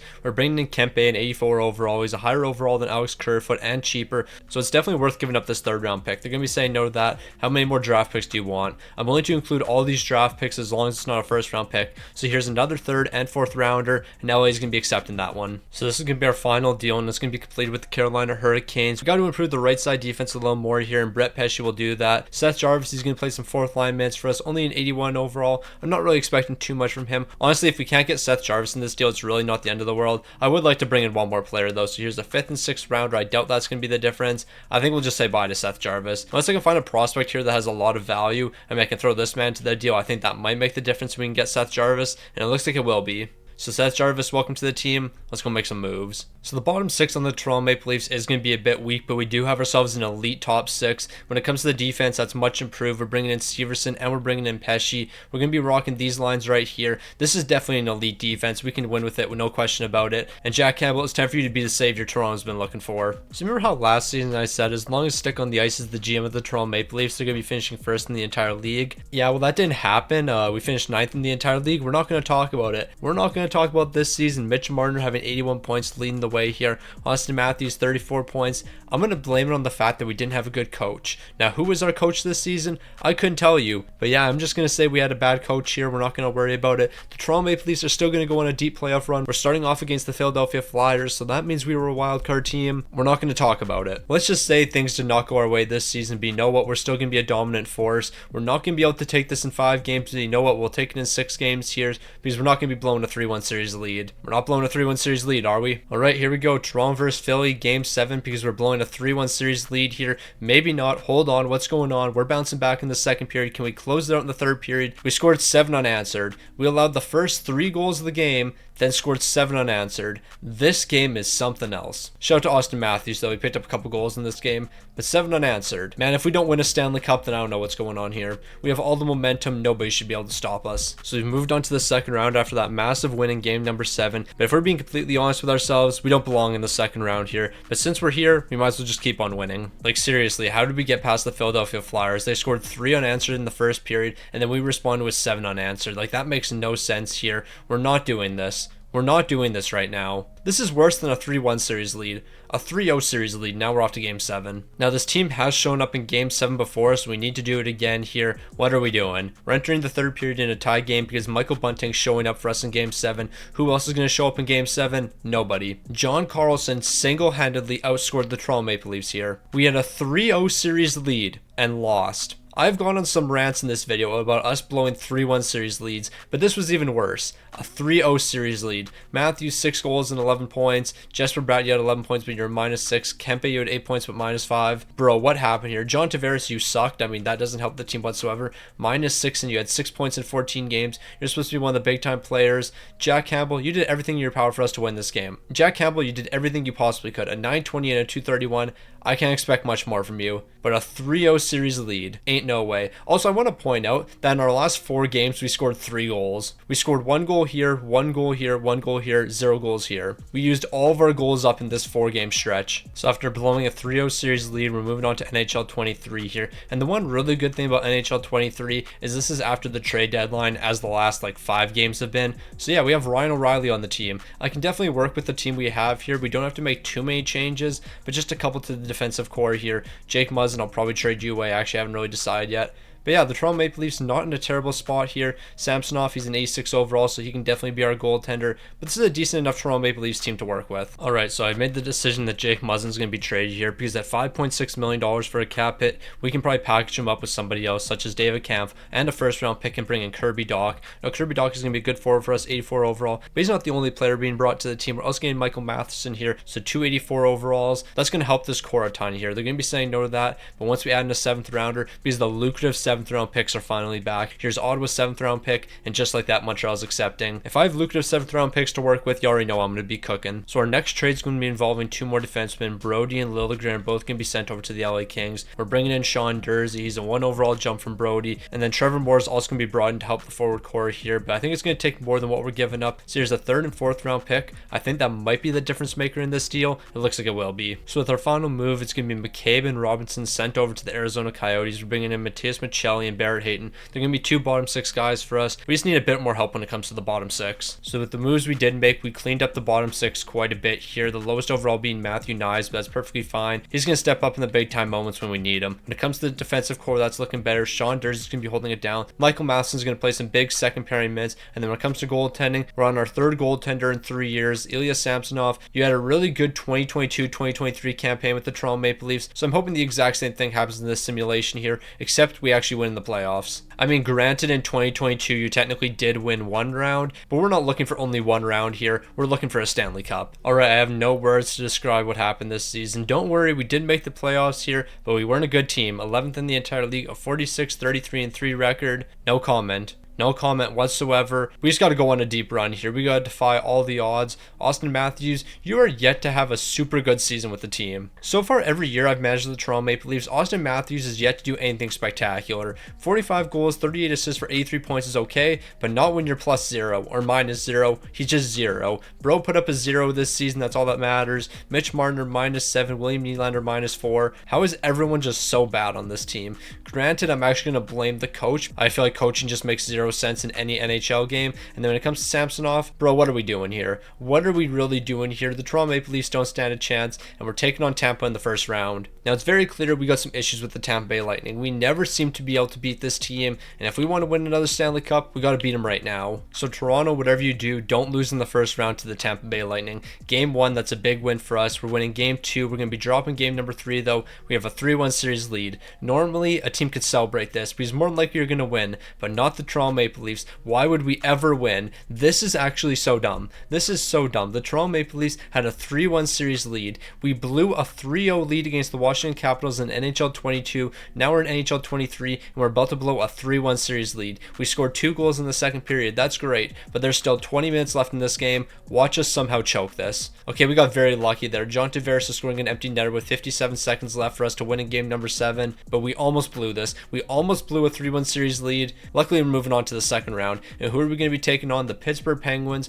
I'm going to be honest, I have no clue how the Pittsburgh Penguins made it to the second round, but if they did, they clearly have to be good because more than likely they probably beat a number 1 seed. But it doesn't look like the Pittsburgh Penguins can compete with us. What am I talking about? I yapped way too soon. We're dropping back-to-back games in game 3 and game 4, responding in game number 5, close out in game number 6, and let's move on to the conference finals. Toronto's got a lot of momentum. I think we just got to keep on rolling here. But now we have our toughest task by far, the Boston Bruins. If Toronto can get past the Boston Bruins here, then we're winning a Stanley Cup. No way we're actually somewhat dominating. I mean, we're not really dominating. We won 2 straight games, dropped 2 straight after that. Is it going to be the exact same as the Pittsburgh Penguins, and we just move on to the Stanley Cup final? Yes, we do. And now we get to match up against the Edmonton Oilers. So once again, a Canadian team's going to be taking home the Stanley Cup, but it doesn't look like that Canadian team's going to be the Toronto Maple Leafs. We're down 3-1. But hey, if this team can blow a 3-1 series lead, then we can come back from a 3-1 series lead. Also, we have a better record than the Oilers. I mean, technically they have more OT losses, but yeah, there's no reason these two teams should be in the Stanley Cup final right now. We're picking up 2 goals in the first period to Edmonton's 1. We're moving on to the second period. Of course, Zach Hyman's going to pick up a goal here. We have a big third period about to happen here, and who's going to be showing up when it matters? Okay, if we don't win a Stanley Cup, I'm going to be mad because Austin Matthews showed up in the third period. We have the big time players showing up here. All we have to do is win 2 more games. Very rarely do we ever have the big time performers actually showing up in big time games here, but it's finally happening. So here we go. We got game number 6. Sean Durst is picking up the first goal of the game, but Edmonton's going to be responding. McDavid and Janmark. It's a 1-goal game entering the third period. Is Toronto going to be stepping up? I mean, yes, we did. McDavid might have a hat trick so far, but we're picking up 3 big third period goals. OT is going to decide this one, but Evan Bouchard's going to find the back of the net in overtime. We're falling in game 6 of the Stanley Cup final. Considering what this team looked like, I'm actually very impressed we made it to the Stanley Cup final. Like, there's no reason we should have made it there. There's no reason Edmonton should have made it there, but I'm actually very mad we didn't win now that I'm looking at these numbers. Matthews, not too much more he can do. Mitch Marner, not too much more. Nylander can't do too much more. Ryan O'Reilly, John Tavares, the big time players showed up when it mattered most. Morgan Riley had like more than 10 points in 25 games, but you really weren't that bad. The big time players actually performed here. The goaltending numbers from Samsonov, I think they are the big difference. A 911 and a 289, that's just not good enough when the postseason comes around. So it's time for us to move on to NHL 24, the second last game we have to record here. We got to get at least 1 more Stanley Cup. So here we go, NHL 24, the second last game. Now I am very familiar with this game. I know how to rebuild a team in NHL 24. I put way too many hours into this game, but that doesn't matter. You see this team right here? We're going to be Stanley Cup champions with them, but we're going to get a different goaltender. We're going to improve the top 6 a little bit here. Bertuzzi, more than likely, you're going to play third line minutes for us. Matthew Nyes, you might even play fourth line minutes for us. Who knows what's going to happen? I think we actually might just do something like this. Hold on, what does this line look like? Yeah, we'll do something like this. It's going to be Bertuzzi, Domi, and Matthew Nyes on the third line, and then the second line is going to be getting an upgrade. So we're going to cook with this team. We're going to make some big time moves. But at the end of the day, how many assets do we have and how much money do we have to work with here? When it comes to draft picks, we have a first rounder, and that's basically it for 2024. I mean, we have 7th round picks, 5th round picks, and 4th round picks, but those don't have value. And then for 2025, we got nothing to work with. So yeah, this is definitely going to be tough. Now with NHL 24, there is one guy I trade for a lot, and I think you all know who he is just based on the team we're on. It's Jeremy Swayman. Now Jeremy Swayman, he's currently on the trade block because they have Allmark, and I knew either Allmark or Swayman was going to be on the trade block, so that's who we're going to trade for. So Samsonov, a 4th, 5th, another 5th rounder from the Calgary Flames, and Robertson's all going to be sent over, and we're going to bring Jeremy Swayman to the team here.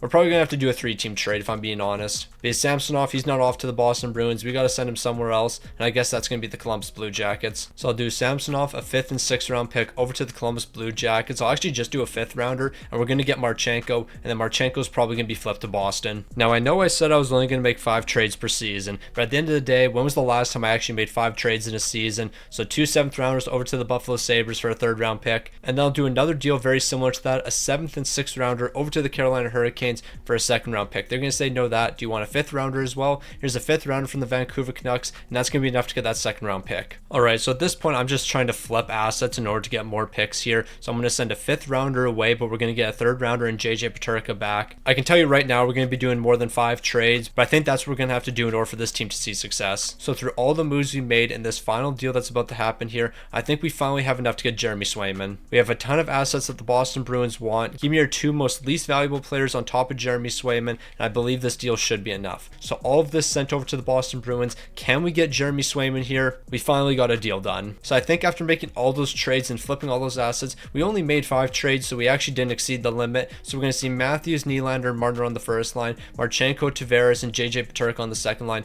Matthew Knies, Max Domi, and Tyler Bertuzzi on the third line. That's a solid top 9. When it comes to the defense, that is a bit weak here, and that is one concern for this team, but don't worry, we got 90 overall Jeremy Swayman, one of the best goaltenders we've seen today. Is he going to be able to defy the odds and win the Toronto Maple Leafs the Stanley Cup? Probably not. It's the Toronto Maple Leafs. Even though I'm the GM for this team and I have very high expectations, I don't even know if Jeremy Swayman can save this defense. So normally I'm only making 5 trades per season, but you know what? We're going to make an exception for NHL 24 here. Liljegren, Minton, and a 1st round pick is going to be sent over to Arizona. Sean Durz is going to be joining the team once again here, but we're also getting a 2nd and 3rd round pick. Well, maybe we're not getting the 2nd and 3rd rounder, but we are going to be getting a 2nd rounder. And then with our final deal, because the Philadelphia Flyers want all these assets right here, a 2nd rounder, a 5th rounder, and 2 young players, one of them being Bobby McMahon, is going to be sent over, and we're going to be bringing in Cam York, and that's going to be the final piece to the defense. Now, though they said no to that last deal, we're still going to be able to get this one done. I threw Lyubushkin into the deal, and if you give me your lowest valued player on the team, we can probably get this deal done. Lyubushkin's really going to be the difference maker in a deal like this. Sometimes it just doesn't make sense. So after all the hours I've put into NHL 24, there is one thing I can tell you. It doesn't matter if you have the perfect team. You could have the perfect team by every single metric. If you have a bad coach, none of that matters. The Toronto Maple Leafs, they had a bad coach. 12th in the entire league, a 43-32-7 record. There's not really too much more I could have done here. The coach held us back. Austin Matthews, 85 points. William Nylander, 80 points. Mitch Marner, 80 points. We had a bad coach who had a bad team fit, and you only can do so much in a 1-year rebuild. But hey, we still made the playoffs here. We still got Jeremy Swayman on the team. We can make it to the Stanley Cup final. We can go on a run here, but we do have to get past the New York Rangers first. The Rangers, one of the best teams in the NHL, so if Toronto wants to beat them, we got to play our best hockey yet. So here we go. The Toronto Maple Leafs taking on the New York Rangers. Is our bad coach going to be hurting us here? Maybe not. We've won the first 2 games. Can we win 3 straight games here? Unfortunately not, but we do have a 3-1 series lead. Now, I hate 3-1 series leads because most of the time we blow those 3-1 series leads. Win game number 6 here. Do not drop game 6. We're off to the 2nd round, taking down one of the best teams in the Rangers. So if we can beat the New York Rangers, then we can certainly beat the Carolina Hurricanes. The Carolina Hurricanes aren't nearly as good as the Rangers, but at the end of the day, it's a best of 7 games. But at the end of the day, it's a 7-game series, so it's whoever's the hottest in the next 7. So the Carolina Hurricanes are up next. You already know they're going to be a great team, but hold on, the Toronto Maple Leafs might be a bit better here. We started off with 3 straight wins, and as long as we don't lose 4 straight games, we're making it to the conference finals. Toronto has all the momentum. We can't stop here. But there is one team that's going to stop us, the Tampa Bay Lightning. Why do we have to take the Tampa Bay Lightning on in the conference finals? Out of any team we could have taken on, the Tampa Bay Lightning, the team that has had our number the entire video so far, is going to take us out in the conference finals. I should have seen this coming. Of course, it's going to be the Tampa Bay Lightning. It's always the Tampa Bay Lightning. Our star players were great here, no question about it, but it had to be the Tampa Bay Lightning. Out of any team in the NHL, it was going to be the Tampa Bay Lightning. So we're going to fall in the conference finals here. Now it's time to move on to NHL 25. So here we go. We've made it all the way to NHL 25, and it's time to win one more Stanley Cup. Austin Matthews, Mitch Marner, John Tavares, William Nylander, Matthew Knies. You already know what the core is about here. You already know what the defense is looking like. Morgan Riley, Chris Tanev, Oliver Ekman-Larsson, Jake McCabe. And when it comes to goaltending, that's one spot that we definitely have to address for this team. Stolarz, Joseph Woll. I'm not too sure if that's going to be enough. So we're looking at this deal right here, and it's going to be a massive one. Stolarz, Ryan Reeves, a 2nd and 1st rounder over to the Ottawa Senators. Linus Ullmark, Ridley Gregg, 2 pieces that would help this team a ton. We're getting a fantastic goaltender. We're also getting a great forward piece here. They're going to be saying no. We'll throw a 2nd rounder in, but I'm not even sure if we have a 2nd rounder. It doesn't look like we have another second rounder, so I'll throw in this third round pick. Hopefully it's going to be enough. If it's not, we'll take Ridley Greig out of the deal, and I think that's what we're going to have to do here. So is all this going to be enough for Linus Ullmark? I'm sending the package over. Yes, it is. So Linus Ullmark, welcome to the team. I do want to make a couple more trades, though. Now, this could potentially be the final deal here, and honestly, I think this might take us over the edge. David Kampf and Cowan over to the Buffalo Sabres. We bring in JJ Peterka. He'd be a great sniper on the second line. Him and William Nylander together on that second line, that's going to be magic. I'll throw a third and fifth rounder in this deal. I doubt this is going to be enough, but you know what? It looks like it will be. There's another trade complete. So you know what? I've decided we're actually not going to make another move here because I think scoring is going to make the difference for this team. We're going to be able to outscore our problems. The Toronto Maple Leafs have struggled in the postseason a lot. Not only am I talking about in this video, I'm just talking about in real life. But you know what? I think I finally found the answer here. And you know what the answer is? Not great offense, not great defense, not even a great goaltender. You have Craig Berube as your head coach. And if that's not going to be enough to get all the problems sorted out on this Toronto Maple Leafs team, then unfortunately they're just never going to win a Stanley Cup. But in Craig Berube we trust, and in this team we trust. We're simulating to the end of the year, and Toronto's ready to hoist the Stanley Cup. So here we go. It's our final playoff run with the Toronto Maple Leafs. We're 8th in the entire league, a 49-30-3 record. The boys were looking great. Of course, the offense was amazing here, but the defense wasn't quite as good as I thought it would be. I know we didn't do a ton of work to the defense, but I thought since we picked up Linus Ullmark, that would make the difference. Austin Matthews, 56 goals, 109 points. Mitch Marner was looking great. William Nylander, -5. Bit concerned there. That's one concern I definitely have, but JJ Peterka was looking great. Matthew Knies, he was looking great on that second line as well. When it comes to goaltending, Linus Ullmark, I need you to be better. I need you to step it up in the postseason. This is where it matters. One more Stanley Cup for the Toronto Maple Leafs. Let's get our final one right here. We're taking on the Tampa Bay Lightning in the first round. Let's make a statement. So here we go. The Toronto Maple Leafs taking on the Tampa Bay Lightning. We have allowed 12 goals in 2 games. Yeah, we're not going to get out of the first round, are we? We might even get swept here. Win game number 3. Okay, no, it's over. Yep, this series is over. We allowed 18 goals in the first 3 games. Let's just pack it up. We're not making a 3-0 series comeback. Maybe we are. We'll simulate game number 6. We'll see what happens here. The Toronto Maple Leafs might make this comeback. We're winning 7-1. Okay, the boys are not done yet. I don't want to jump into Simcast. We have won 3 straight games, not jumping into Simcast. It comes down to game 7. Are the boys making the 3-0 series comeback? No, we are not. We really won 3 straight games only to lose 3-2. Ain't no way. We had dreams of one final Stanley Cup, and we were just atrocious. No, like real talk, what happened here? Obviously, the offense wasn't good in the first 3 games. Like we scored, what, 6 goals in the first 3 games combined, averaging 2 goals per game. That's not going to be good enough. Goaltending, we already know that was atrocious. Linus Ullmark an 889 to 380. Yeah, I got nothing to say. We might have been better off with Joseph Woll, but just like that, we've rebuilt the Toronto Maple Leafs in every single NHL game. And you know what? We did worse than I expected, but we also did better than I expected. I don't know, these types of videos I feel like are either going to be incredibly successful, like we're going to win 15 Stanley Cups, or it's going to be a massive failure, like we only win 1 Stanley Cup. Obviously, we were closer to winning only 1 Stanley Cup than 15 Stanley Cups, but you get the point here. We rebuilt the Toronto Maple Leafs in every single game, and we technically did end the drought for the Toronto Maple Leafs because we won in year number 1, but after year number 1, let's just say things didn't go our way.